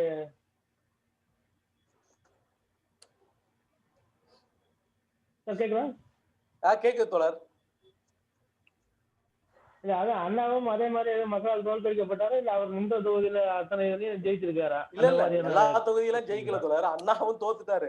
இன்னும் சொல்ல போனா அண்ணா ஆட்சி அமைக்கும் போது அண்ணா தொகுதியில ஜெயிக்கவே இல்ல. அண்ணாவினுடைய கட்சி ஜெயிச்சது, கட்சியால அண்ணா முதல்வர் ஆவார். அதுதான் வரலாறு. அண்ணா எல்லா இடத்துலயும் ஜெயிக்கவே இல்லை. கலைஞர், எனக்கு தெரிந்து கலைஞர் மட்டும் தான் திருவாரூர் தொகுதியில வந்து நின்னப்பையில இருந்து அந்த தொகுதியில ஜெயிக்கிற ஒரே ஆள் வந்து கலைஞர் தான் எனக்கு தெரிஞ்சு. அதுக்கப்புறம் சில அரசியல் கட்சி சேலத்துல இருந்தாப்புல, அவங்க பேர் கூட நந்தகோபாலன் நினைக்கிறேன், அவர் இறந்துட்டாப்புல, அந்த அதிமுக சேர்ந்தவர், அவர் இருந்தார் சில காலம். மற்றபடி வந்து தன்னுடைய தொகுதியில எல்லாரும் தோத்துட்டாங்க, ஜெயிச்சுக்கிட்டே இருந்தாங்கன்னா இல்ல. அதே மாதிரி நீங்க சொன்னீங்க காமராஜர் வந்து தன்னுடைய சொந்த தொகுதியில் தோத்துட்டாங்கன்னு போது, அவர் ஜெயிக்க வச்சவர் வந்து அவரை எதிர்த்து ஜெயிச்சவர் காமராஜர். அவர் பேரு காமராஜர் தான். அவர் திராவிட முன்னேற்ற கழகத்தை சார்ந்தவர். அவர் பேரு காமராஜர். அவர் திமுக சார்ந்தவர். சுவரொட்டிகள் ஒட்டப்பட்டிருக்கிறது.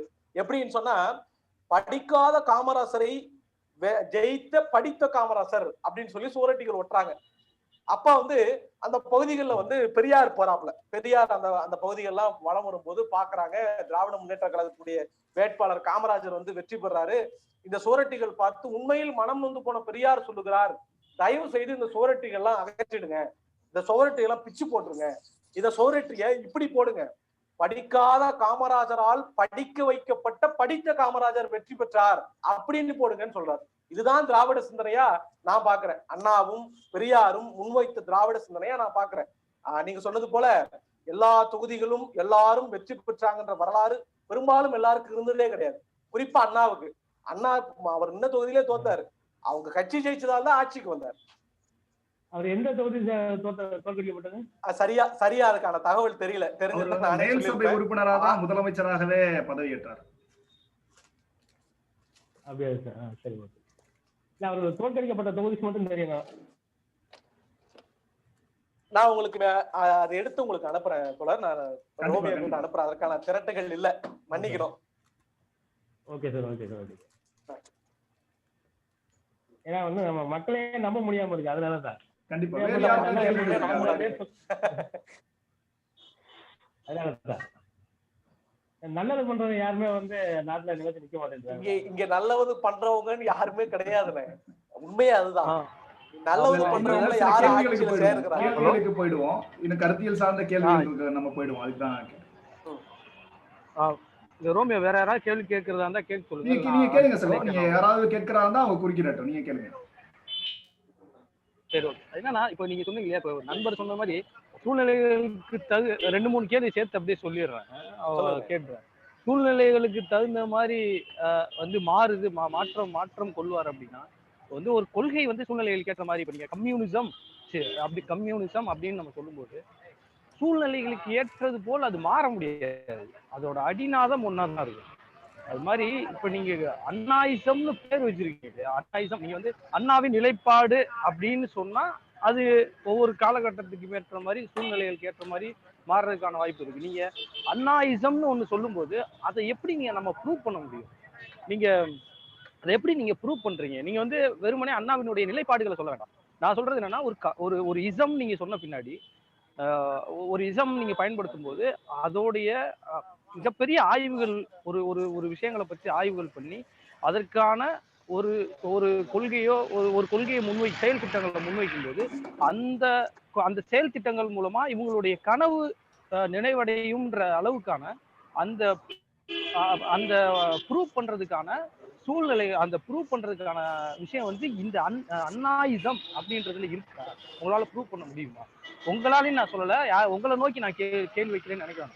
அண்ணாயிசம்னு பயன்படுத்தினா அது முடியுமா அப்படின்னு தான் நான் சொல்றேன். மற்றபடி உங்களுக்கு சொல்லணும்னு நினைக்கிறேன். இல்ல புரியுதுண்ணே. நீங்க சொல்ல வர செய்தி வந்து முழுமையா எனக்கு புரியுது. அதாவது அண்ணாயிசம்ங்கிற சொல்லாடல் வந்து 70களுடைய முற்பகுதிகளில் எம்ஜிஆரால பயன்பட்டதுன்னு நான் ஏற்கனவே இந்த செய்தியை சொல்லியிருக்கேன். இப்ப கிட்டத்தட்ட வந்து ஒரு 40-45 ஆண்டுகள் இந்த அண்ணாயிசத்தை வந்து தூக்கி சுமக்கிறாங்க. அதாவது பெயரளவுக்கு நீங்க சொன்னது போல அண்ணாயிசம் என்பது ஒரு இசமா, ஒரு சிந்தனையா, ஒரு சித்தாந்தமா உருவான பிறகு இந்த சித்தாந்தத்தினுடைய வெளிப்பாடுகள் என்ன, இந்த சித்தாந்தத்தினுடைய கொள்கைகள் என்ன, இந்த கொள்கையால் நாம அடைய போற இலக்கு என்ன, அந்த இலக்கு தெளிவா இருக்கா இப்படின்னு நீங்க வைக்கிற எந்த கேள்விக்கும் பதில் இதுவரை இல்லை அப்படிங்கிறதா உண்மையதான். அண்ணா சொன்ன செயல்களையும் அண்ணாவினுடைய நிலைப்பாடுகளையும் திராவிட இயக்கத்திலிருந்து, திராவிட சிந்தனைகளிலிருந்து அண்ணா வேறுபட்டு வந்த நிலைகளை கொண்டிருக்கிற ஒரு சித்தாந்தமாக அண்ணாயிசம் அவர்களால் அது மட்டும்தான் தவிர அந்த அண்ணாயிசத்தை இன்னும் நிரூபிப்பதற்கான அந்த கொள்கையை தூக்கி சுமப்பதற்கான ஆட்கள் இங்க இல்ல. அதான் உண்மை. நீங்க சொன்னது போல கம்யூனிச சித்தாந்தம் 16ஆம் நூற்றாண்டிலிருந்து இந்த சமூகத்தில் இருக்கு. 17ஆம் நூற்றாண்டுல வரைவுகள் உருவாக்கப்பட்டு கிட்டத்தட்ட ஒரு 300 ஆண்டுகள் இந்த சமூகத்தில் இருக்கு. இந்த சமூகத்துடைய அதான் இப்ப நம்ம வந்து அத நான் என்ன சொன்னா, நீங்க சொல்றது புரியுது எனக்கு. ஆட்கள் இல்லைன்றது அடுத்து, அதை செயல்படுத்துறதுக்கான ஆட்கள் இல்லைன்றது சரி. ஆனா ஒரு இசம்னு நம்ம சொல்லும் போது, ஒரு சித்தாந்தம் நம்ம சொல்லும் போது அதுக்கான வரைவு இருக்கணும் இல்லையா? இருக்கணும். இல்லாதப்ப நம்ம அண்ணாவை வந்து குறைச்சலா மதிப்பிடணும்னு யாரும் அவசியம் கிடையாது. அவர் பெரிய அறிவாளி, அவர் பெரிய அறிஞர், அவர் வந்து பெரிய ஆய்வாளர், இப்படி என்ன வேணாலும் சொல்லலாம். பெரிய பொலிட்டீஷியன், பெரிய தலைவர், அதெல்லாம் ஓகே. அவர் பேரை சொல்லி ஒரு இசம்னு சொல்லும் போது அதை நிறுவுவதற்கான ஒரு வரைவு இருக்கணும்ல. நீங்க செயல்படுத்த ஆள் இல்லாம போயிட்டு போறாங்க. பட் அந்த வரைவு தான் நான் கேட்கிறேன். அடுத்து வந்தவங்க பண்ண சொன்னாரா? அந்த விவரமே இல்ல. அப்ப அண்ணாயிசம் நம்ம சொல்ல முடியாதுல்ல. அப்ப நம்ம அண்ணாயிசம் சொல்ல முடியாது. இல்ல அண்ணாவின் அரசியல் நிலைப்பாடு அப்படி சொல்ல முடியாதுல்ல. நம்ம கம்யூனிசம்ன்றது எப்ப உருவானது? யார் சொன்னாங்க? கம்யூனிசம்ன்றது எந்த அர்த்தத்தை வந்து பிரதர் அவங்க மார்க்ஸ் இல்ல நான் சொல்றேன்.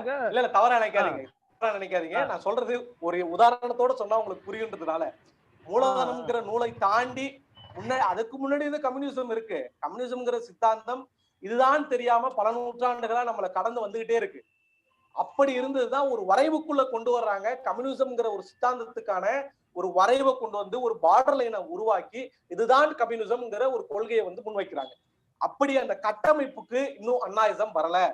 அண்ணாயிசம்ங்கிற ஒரு சித்தாந்தம் உருவாக்கப்படணும்ங்கிற இந்த அவாவும் அந்த உள் உணர்வும் அந்த எண்ணங்களும் தான் உருவாயிருக்கே தவிர அந்த அண்ணாயிசம் என்கிற சித்தாந்தம் இன்னும் முழுமை பெறலங்கிறதா இதோடைய முடிவுனே. எனக்கு அதுல உடன்பாடு இல்ல. நீங்க அதான் அது வேற. அது அவங்க வந்து மூலதனம்னு அவங்க இல்ல. நான் சொல்லிடுறேன். உங்களுக்கான ஆவலா இருக்கலாம், இல்ல பெரியாருடைய இது அண்ணாவினுடைய பற்றாளர்களோ இல்லாட்டி அண்ணாவினுடைய பின்பற்றுபவர்களோ அண்ணாவை விரும்புவர்களோ அவர் சொன்ன விடயங்கள்ல வந்து உடன்பட்டவர்களோ உங்களுடைய விருப்பமாவோ அவாவோ இருக்கலாம்.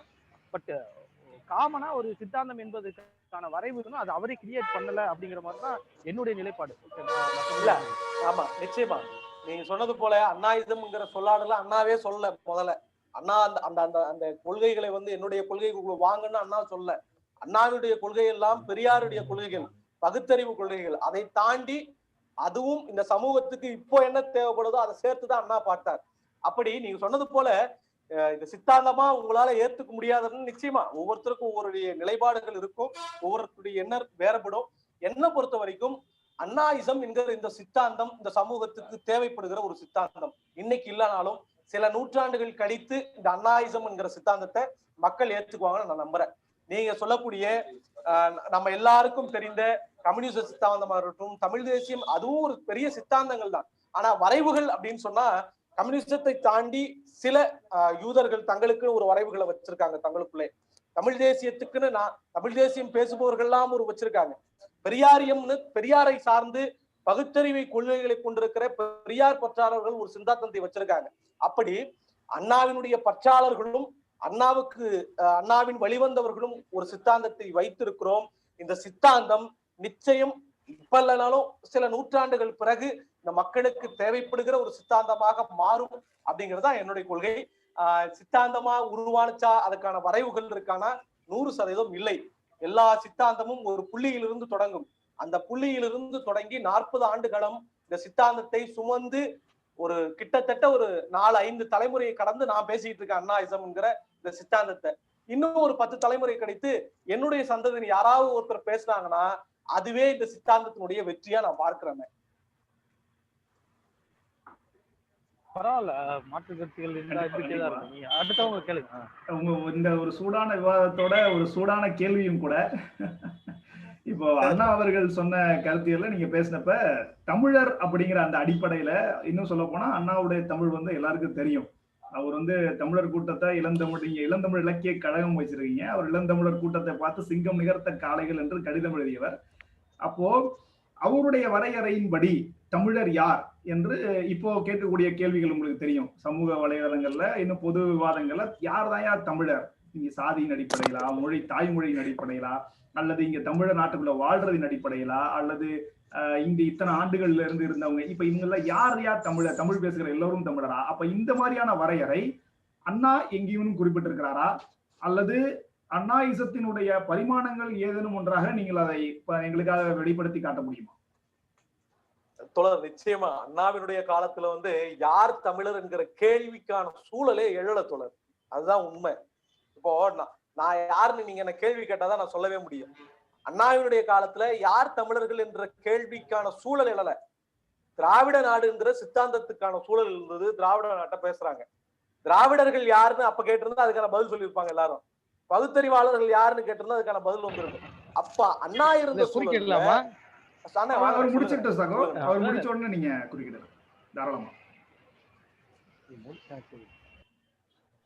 அதனால அதற்கான சூழல் இல்லைங்கிறதா நான் நினைக்கிறேன் சகோ.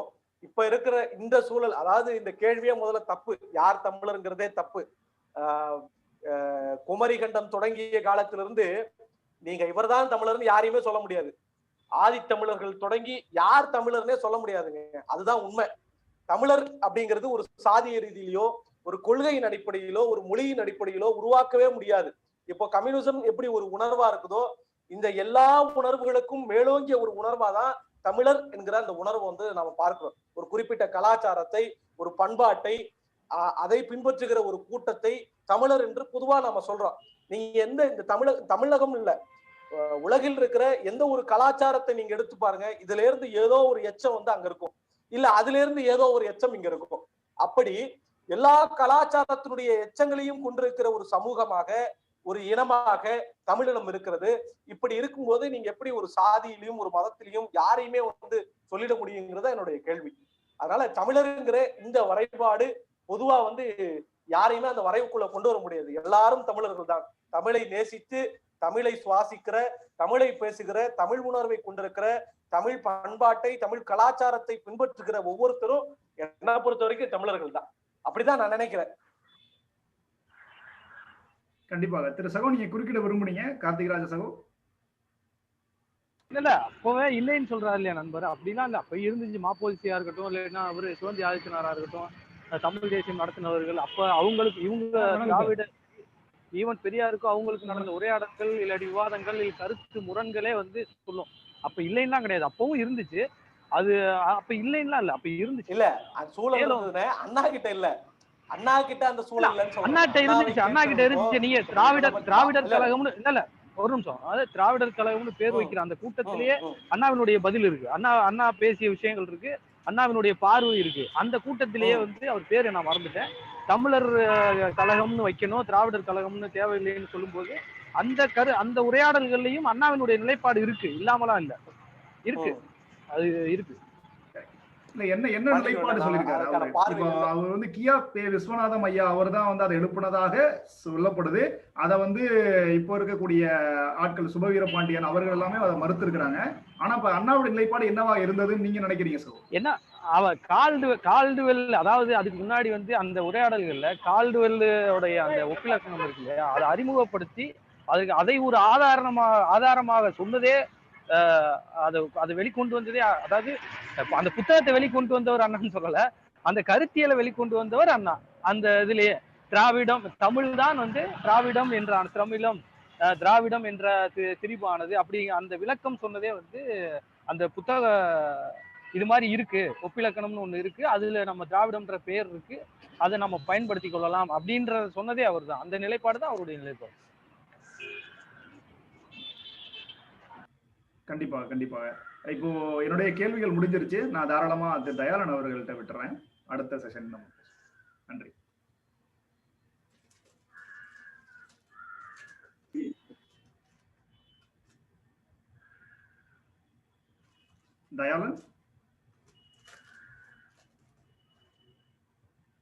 தயாளன் இணைப்புல இருக்கீங்களா? பரவாயில்ல. தயாளன் அவருடைய இணைப்பு ஏதோ பாதிக்கப்பட்டிருக்குன்னு நினைக்கிறேன். இப்போ இதனுடைய செஷனுடைய நோக்கம் வந்து கேள்விகள்ல வந்து நம்ம யாருடைய நம்ம பேச்சாளராக இருக்காங்களோ அவங்கள்ட்ட நம்ம கேட்டு தெளிவுபடுறது. இப்ப அடுத்த செஷன் வந்து நம்முடைய கருத்துக்களை வெளிப்படுத்துறது. திரு முனீஸ்வரன் அவர்களுக்கு வந்து மிக்க நன்றி. அவர் வந்து மிகுந்த தயாரிப்போடு நம்மள்ட்ட வந்து இத்தனை கேள்விகளுக்கும் பதிலளித்தாரு மிகுந்த பொறுமையோடு. நன்றி திரு முனீஸ்வரன். அடுத்து உங்களுடைய தனிப்பட்ட கருத்து, நம்ம நண்பர்களுடைய ஒவ்வொருவருடைய தனிப்பட்ட கருத்துக்களுக்கான நேரம். நீங்க உங்களுடைய என்னுடைய கருத்திலிருந்து மாறுபடலாம், அல்லது என்கிட்ட ஏதேனும் கேள்வி கேட்கலாம், அல்லது திரு கார்த்திகராஜ் அவருடைய கருத்துக்களிலிருந்து மாறுபடலாம், அல்லது நாங்கள் ஏதேனும் தவறான தகவல்கள் வந்து சொல்லிட்டோம் அப்படி சொன்னா அதை நீங்க வந்து ஒரு மாற்று கருத்து சொல்லலாம். இதுக்கான நேரம் இது.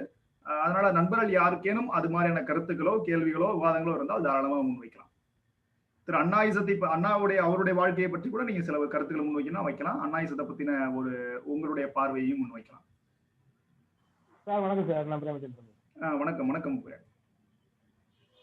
இப்ப அண்ணாவை பத்தி மட்டும் தான் பேசணுமா இல்ல வேற எதுவும் தகவல் எதுவும் பேசலாமா? அண்ணா அவர்களுடைய பத்தி தான். ஏன்னா இது தலைப்பு கிட்ட நம்ம சுருக்கிக்கணும், அப்பதான் நம்ம சிறப்பா பேச முடியும்.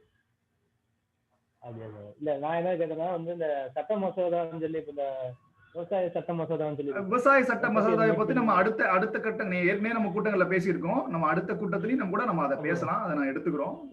அண்ணாயிசத்தை பத்தி உங்களுடைய கருத்துக்கள் ஏதாவது இருந்தா நீங்க தாராளமா சொல்லுங்க. இல்ல சார். நன்றி திருப்பேன். நீங்க கொச்சிக்க வேணா. நம்ம அடுத்து நம்ம தலைப்பு சுருக்கிக்கிட்டாதான் சிறப்பா விவாதிக்க முடியும். இதை நம்ம வந்து ரெக்கார்டிங் பண்ண அந்த ஒளிப்பதிவை வந்து நம்ம அடுத்த தலைப்பு அது போட்டா கொஞ்சம் நல்லா இருக்கும்னு சொல்லி தாராளமா அவங்களுடைய கருத்துக்களை நான் ஏற்றுக்கிறேன். நன்றி. வேற யாருக்கேனும் உங்களுடைய கருத்துக்கள் ஏதாவது இருந்தா நீங்க தாராளமா அண்ணாயிசத்தை பத்தி உங்களுடைய பார்வை, அண்ணாவை பற்றி நம்ம நிறைய படிச்சிருக்கோம், நிறைய தெளிவுபட்டிருக்கோம், நம்மளுடைய பார்வையை வெளிப்படுத்தலாம். ஆனா அண்ணாயிசம் அப்படிங்கிறத திராவிட கழகங்களின் ஒரு அரசியல் தந்திரங்கள் இல்லை அரசியல் நிலைப்பாடை நம்ம பார்க்கலாமாண்ணா? ஏன்னா அவரோட கொள்கைகளை அரசியலா மாத்தினது வந்து அண்ணா தான்.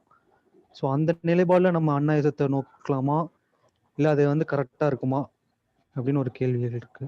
அதாவது அரசியல் திராவிடம் அப்படி இப்ப என்னுடைய கேள்வியே அதுவா தான் இருந்துச்சு. திரு முனீஸ்வரன் அவர்கிட்ட நீங்க பாத்துருப்பீங்க, திராவிடம்னா என்ன, அண்ணாயிசம்னா என்ன, இப்போ தமிழ் தேசியம்னா என்ன, பிரபாகரணியம்னா என்ன அப்படிங்கிற கேள்வி மாதிரி அவங்க நோக்குறாங்க. ஆனா சிலருடைய பார்வை வந்து அண்ணாயிசம் அப்படிங்கிற இசமே அப்படிங்கிறது வந்து நம்ம அதை நிறுவ முடியுமா அப்படிங்கிறது திரு கார்த்திகராஜ் அவர் வந்து கேட்டிருந்தாரு அந்த கேள்வி. அந்த கேள்வியும் ஒரு நியாயம் இருக்கு. அண்ணாவுடைய கொள்கைகளையும் பாத்தீங்கன்னா கொஞ்சம் மாறுபடுறாரு. பெரியார் இடத்துல இருந்து கொஞ்சம் டைல்யூட்டட் வெர்ஷன், அல்லது பெரியார் இடத்துல இருந்து கொஞ்சம் என்ஃபோர்ஸ், அதாவது அது ஒரு ஓட்டரசியல் அல்லது ஒரு அரசியல்ல வந்து தேர்தல் அரசியல்ல எப்படி இயக்கணுமோ அது மாதிரியான கட்டமைப்பு கொண்டு வந்தாரு அப்படிதான் நோக்குறாங்க. அதனால அதை வந்து ஒரு பொது பார்வையில நம்ம விட்டுறலாம். இது சரி இது தவறுங்கிறத விட அரசியல் படுத்தினாரு அப்படிங்கறத கூட நம்ம ஏற்றுக்கலாம். ஒரு தேர்தல் அரசியல் படுத்தினார், தேர்தல் அரசியல்ல வந்து திராவிட கொள்கைகளை வந்து கொண்டு வந்தாரு அப்படிங்கிற ஒரு பார்வையில் அணுகிறது சரியா இருக்கும்.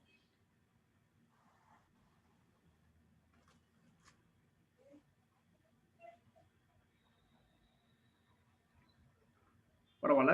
வேறு யாருக்கேனும் கருத்துக்கள் இருக்குங்களா? கருத்துக்கள் கேள்விகள் இருந்தா தாராளமா பதிவிடலாம். இப்ப என்னுடைய கருத்தாக நான் எப்படி பாக்குறேன் அப்படின்னு சொன்னா, அண்ணாவை அந்த காலத்திய அவர் சரியா சொன்னபடி அது அவர் வந்து ஒரு அந்த சூழலியல் சார்ந்து நம்ம அணுகும் போது நம்முடைய ஒரு பெருமைக்குரியவராக, இந்த மண்ணில் வாழ்கிற மக்களுக்கு ஒரு பெருமைக்குரியவராக அவர் இருக்கிறார் அப்படிங்கறதா முக்கியம். தென்னாட்டு பெர்னாஷா என்று நம்ம அவரை அழைக்கிறோம். அவருக்கான ஒரு பட்டமா, ஏன்னா அவருடைய பேச்சு திறமையா இருக்கட்டும், அவருடைய மொழி திறமையா இருக்கட்டும், இன்னமும் அவர் கேட்ட ஒரு கேள்வி வடநாட்டுகளில் அல்லது டெல்லியில் வந்து இன்னும் ஒலிச்சிட்டு இருக்கு. பெரும்பான்மைதான் இங்கு பெரியது என்று சொன்னால் காக்கைகளை நீங்கள் தேசிய பறவையா ஆக்கலாம், ஏன் மயில வந்து தேசிய பறவையா வச்சிருக்கீங்க? இந்த கேள்விக்கு இன்னும் யாராலும் அங்க விடை சொல்ல முடியல. அப்போ இது மாதிரியான கருத்தியல் கேள்விகளை எழுப்பிய ஒரு சிறந்த, ஒரு அறிவில் சிறந்த ஒரு பெருமகனாக நம்ம அவரை வந்து பெருமைப்படுத்துறோம். அவர் மட்டும்தான் செய்தார் அப்படின்னா அதை வந்து பலர் வந்து விமர்சிக்கிறாங்க. அவரும் ஒரு தலைவராக, ஒரு இந்த மண்ணுக்காக, இந்த மக்களுக்காக நிறைய விஷயங்களை வந்து செஞ்சிருக்காரு. நிரம்ப படித்தவர், ஒரு நல்ல ஒரு தலைவர், ஒரு சிறந்த முதலமைச்சராக செயல்பட்டார். காலத்தின் கோலத்தினால ஒரு சில ஆண்டுகளிலேயே அவருடைய இழப்பு நமக்கு நேரிட்டது. அதன் பிற்பாக நடந்த விஷயங்கள்லாம் உங்களுக்கு தெரியும். அதனால அந்த சூழ்நிலையை பார்க்கும்போது நம்முடைய மண்ணுக்கு அவர் பெருமைக்குரியவர் தான். இதுதான் என்னுடைய கருத்து. இந்த கூட்டத்திற்கு வந்த அனைவருக்கும் மிக்க நன்றி. இன்னும் சிறப்பான நம்ம தலைப்புகள்ல அடுத்தடுத்த கூட்டங்கள் விவாதிக்கலாம். ரோமியோ தாராளமா சார். ரோமியோ நீங்க சொல்லுவீங்கன்னு பார்த்தேன் முடிச்சு ஒண்ணும் இல்ல. அதாவது இப்ப என்னுடைய கருத்து அதுக்கு அவரு முனீஸ்வரன் இருக்காரு, சீக்கிரமா சொல்றேன், இருந்தா அவரு பதில் சொல்றேன். அவர் இணைப்புல இல்லன்னு நினைக்கிறேன், அவர் ஏதோ இணைப்பு துண்டிக்கப்பட்டுச்சு. அப்படியா? சரி சரி, ஓகே. என்னன்னா அண்ணாவை பொறுத்தளவு நான் எப்படி பாக்குறேன்னா, முற்றிலும் அதாவது முரண்பட்ட பார்வைதான் எனக்கு இருக்கு நீங்க சொன்னதுல இருந்து. ஏன்னா ஒரு நீங்க வந்து அண்ணாவை பார்க்கும்போது, நீங்க கண்டிப்பா அண்ணாவையோ பெரியார் ரெண்டு பேரையுமே பார்க்கும்போது திராவிட சித்தாந்தத்தை அதையும் சேர்த்து பார்க்கும்போது திராவிட சித்தாந்தத்தின் முகம் வந்து ரெண்டு பேர். சோ இந்த மூணு பேரையுமே நீங்க வந்து அரசியலமைப்பு சட்டத்துக்கு முன்னாடி, அரசியலமைப்பு சட்டத்துக்கு பின்னாடி இப்படிதான் நீங்க பார்க்கணும்.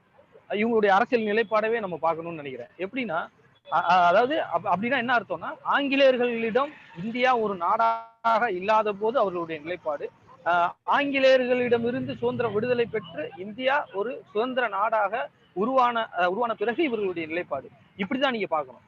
இப்ப நீங்க சொன்னீங்க இல்லையா, சூழ்நிலைக்கு ஏற்ற மாதிரி அவர் நடந்து பாருன்னா அப்புறம் என்ன, அவர் வந்து ஒரு சந்தர்ப்பவாதமாக தானே பார்க்க முடியும். அதை மொழிபெயர்க்கும் போது வேற ஒரு அர்த்தம் பார்த்தா, என்னை பொறுத்தளவு சந்தர்ப்பவாத நிலைப்பாடு எடுத்தாதான் நான் பார்ப்பேன். ஏன் அப்படின்னா, நான் சொன்னதுக்கான காரணம் என்னன்னா, அரசியலமைப்பு சட்டத்துக்கு முன்னாடி வெள்ளையர்கள் இருக்கும்போது தனிநாடு கோரிக்கை கேட்கிறாங்க. அது எப்படி கேட்கிறாங்கன்னா, நான் சொன்ன முன்னாடி இவர் பேர் ஜின்னா கேட்கறத, ஜின்னா கேட்டதோ இல்ல இவங்க கேட்டதோ பாத்தீங்கன்னா இன அடிப்படையில் இவங்க கேட்கிறாங்க, அவர் வந்து மத அடிப்படையில கேட்கிறாங்க. அப்போ ஒரு நாடா இனிமேதான் சுதந்திரம் பெற போற சமயங்கள்ல அவங்க அந்த கோரிக்கையை முன்வைக்கும் போது அதுக்கு மிகப்பெரிய வலு இருக்கு. ஏன்னா இங்க இருக்கவங்க யார்ட்டையுமே இல்லை, அது பிரிட்டிஷ்காரங்கிட்ட இருக்கு. இது ஒரு நாடாவே இல்ல, 560க்கு மேல சமஸ்தானங்கள் இருக்கு, அவங்க கிட்ட இருக்கிறது ஒரு குறிப்பிட்ட பகுதி தான். அப்போ ஒரு இன அடிப்படையிலோ இல்லாட்டி அவங்க கேட்ட கோரிக்கைகளின் படி வெவ்வேறு நாடுகளா பிரியறதுக்கான சாத்திய கூறுகள் இங்க அதிகமா இருக்கும் போதும் இவங்க கிட்ட அந்த இன அடிப்படையிலான புரிதல், அந்த புரிதல்ல நமக்கு வந்து முரண்பாடு இருந்தா கூட இன அடிப்படையில ஒரு புரிதல் இருந்து அந்த கோரிக்கையை முன் வச்சாங்க இவங்க. அப்போ அதோடைய வீரியம் வந்து வேற, அவங்க அதை கிளைம் பண்ணியிருக்கணும் தொடர்ந்து. ஆனா கடைசியில என்ன ஆகுதுன்னா, இவங்க ரெண்டு பேருக்குள்ள ஏற்பட்ட முரண், அதுக்கப்புறம் வந்து இந்தியாங்கிற ஒரு அரசியலமைப்பு சட்டம் உருவான பிறகு ஏற்பட்ட நெருக்கடி, இதுல என்ன பண்றாங்கன்னா அவங்க டைல்யூட் ஆகுறாங்க அப்படியே. அப்ப டைல்யூட் ஆகும்போது ஒரு இன அடிப்படையில் ஒரு தேசம் அமைவதை வந்து இவங்க வந்து தடுத்துட்டாங்கன்னு தான் நான் பாக்குறேன். கண்டிப்பா இவங்க திராவிடம் என்ற அடிப்படையில் இவங்க ஒருங்கிணைத்த விஷயங்கள் அனைத்துமே ஒரு இன அடிப்படையிலான ஒரு தேசம் இங்க உருவாவதை தடுத்தவர்களே இவங்க ரெண்டு பேர் தான். இவங்களுடைய இந்த கொள்கையும் இவங்களுடைய விஷயங்களும் தான். இவங்க பேசின விடயங்கள்ல வந்து நல்லது நடந்துச்சா நடக்கலையா அப்படின்ற கேள்விக்கு நான் வரல. சாதிய எதிர்ப்பு பேசியிருக்காங்க, சமூகத்துல வந்து நிறைய அவங்க பண்ணியிருக்காங்க, அதெல்லாம் நம்ம மறுக்கவே முடியாது. நான் வந்து ஒரு சித்தாந்த அடிப்படையில இப்ப நீங்க அதே காலகட்டத்தில் நீங்க கூட தந்தை செல்வாவை பற்றி ஒரு மீட்டிங்ல பேசும்போது கூட, சந்திப்புல கூட நீங்க சொல்லியிருந்தீங்க இல்லையா, அங்க என்ன நடந்துச்சுன்னு, அதேதான் இங்கேயும் இன அடிப்படையில தான் பிரச்சனைகள் நடந்தது. அது பெரியாருக்கு நன்றாக தெரியும். தெரிஞ்சுதான் ஆரிய திராவிடம் என்றே அவர் பேசினார், அவர் உருவாக்குனார். அப்போ இன அடிப்படையில் நடக்கக்கூடிய பிரச்சனைகளுக்கு இன விடுதலை தானே சரியா இருந்திருக்கும். ஆனா இவங்க வந்து இன விடுதலையிலிருந்து மாறுபட்டு மாநில சுயாட்சிக்கு ஒரு வந்ததுலாம் வந்து பெரிய ஏமாற்று வேலை தானே.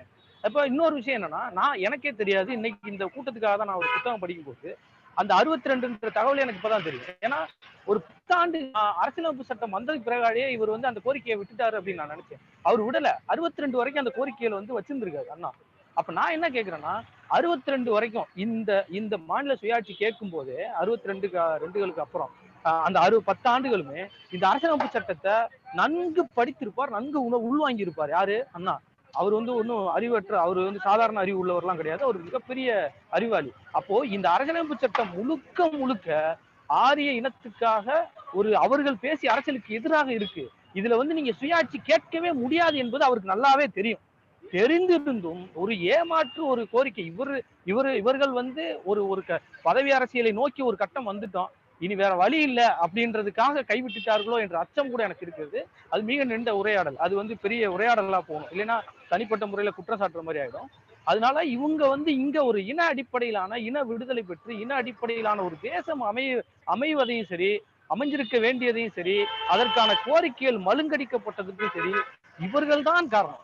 இவர்கள் 2 பேரும் தான் காரணம். ஸோ அதனால இவர் அறிவாளியா நம்ம ஏத்துக்கலாம். ஆனா வந்து ஒரு சித்தாந்தவாதியா இவர்களை வந்து ஒரு சித்தாந்தத்தை உருவாக்கி ஒரு இன அடிப்படையிலான ஒரு பெரிய ஒரு மாற்றத்துக்கான விதை இவர்களுக்குள்ளார வச்சிருக்காங்க அப்படின்றதே நம்ம ஏத்துக்க முடியாது. அதுல ஒரே ஒரு பதில் என்னன்னா, ஒரே ஒரு கருத்து என்னன்னா, தமிழ் தேசியம் தீவிரமா பேசினவர், தமிழ் தேசியம் இல்லை, இன விடுதலை தீவிரமா பேசினவர்கள் கூட இவர்களிடம் கரைந்து போகக்கூடிய சூழ்நிலையில் இவர்கள் பதவிக்கு வந்து இவர்கள் வந்து அந்த அளவுக்கு வந்துட்டாங்க. அன்னைக்கு அவங்க மாப்போசியோ இல்லாட்டி இவரு காங்கிரஸ்குள்ள இருக்கும்போது பேசிய இன விடுதலையை மாப்போசி அதுக்கு பிறகு பேச முடியல. அப்புறம் வேற வழியில் இவங்ககிட்ட சரணாகதி வேண்டியதாயிடுச்சு. சரி, அவர் பேர் தினத்தந்தி, அவரு ஆதித்தனார் ஐயா அவர்கள் போன்றவர்களும் கூட கடைசியில் இவர்களிடம் போய் சேர வேண்டிய கட்டாயத்துக்கு வந்துட்டாங்க. அந்த அளவுக்கு இவங்க வந்து ஒரு வீரியமான ஒரு இதை நடத்தினாங்க. ஸோ இவர்கள் இன அடிப்படையிலான ஒரு விடுதலைக்கு பெரிய முட்டுக்கட்டை. இன்னைக்கு நம்மள்ட்ட சில பேர் கேட்பாங்க, இன்னைக்கு நீங்க தனிநாடு கோரிக்கை கேட்க வேண்டியது தானே அப்படின்னு கேட்பாங்க. அரசியலமைப்பு சட்டம் வர்றதுக்கு முன்னாடியே உங்க கேட்கலையே. இப்ப 70 ஆண்டுகளுக்கு மேல் அரசியலமைப்பு சட்டம் வந்து இன்றைக்கு ஒரு 2 தலைமுறை மக்களுக்கு நீங்க ஆங்கிலேயர்களிடம் எவ்வாறு நாடு இருந்தது என்றதே தெரியாத ஒரு மனநிலையில இருக்கிற மக்களை நம்ம தனிநாடு என்று சொல்லி எப்படி ஒன்றிணைக்கவே முடியாது. ஆனாலும் இன விடுதலை பற்றி நம்ம பேசிக் கொண்டிருக்கிறோம். ஆனா இவங்க வந்து அன்னைக்கு எல்லா சூழலும் இருந்து இன விடுதலையை மழுங்கடித்து விட்டார்கள் என்பதுதான் என்னுடைய கருத்து. நன்றி சகோ, உங்களுடைய கருத்துக்களை வந்து சிறப்பான விதத்துல பதிவிட்டீங்க, மிக்க நன்றி.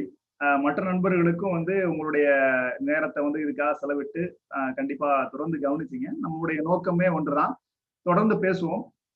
மாற்று கருத்துக்கள் நம்ம இப்ப பேசக்கூடிய இதே எப்படி மாற்று கருத்துக்களை வச்சாங்கிறத கவனிங்க. ரொம்ப பண்போட அன்போட ஒவ்வொருத்தரும் உங்களுடைய கருத்திலிருந்து நான் மாறுபடுகிறேன் அவ்வளவுதான் இருந்ததே தவிர மனிதர்களுக்குள்ள எந்த பிரச்சனையும் இல்லை அப்படிங்கிற அடிப்படையில வைத்தது இது மிகவும் சிறப்பு. அதே கருத்தியல அண்ணாவும் சொல்லியிருக்காரு, மாற்றான் தோட்டத்து மல்லிகையும் மணக்கும் அப்படிங்கிற அந்த கருத்தியலையும் அவர் இருந்திருக்காரு.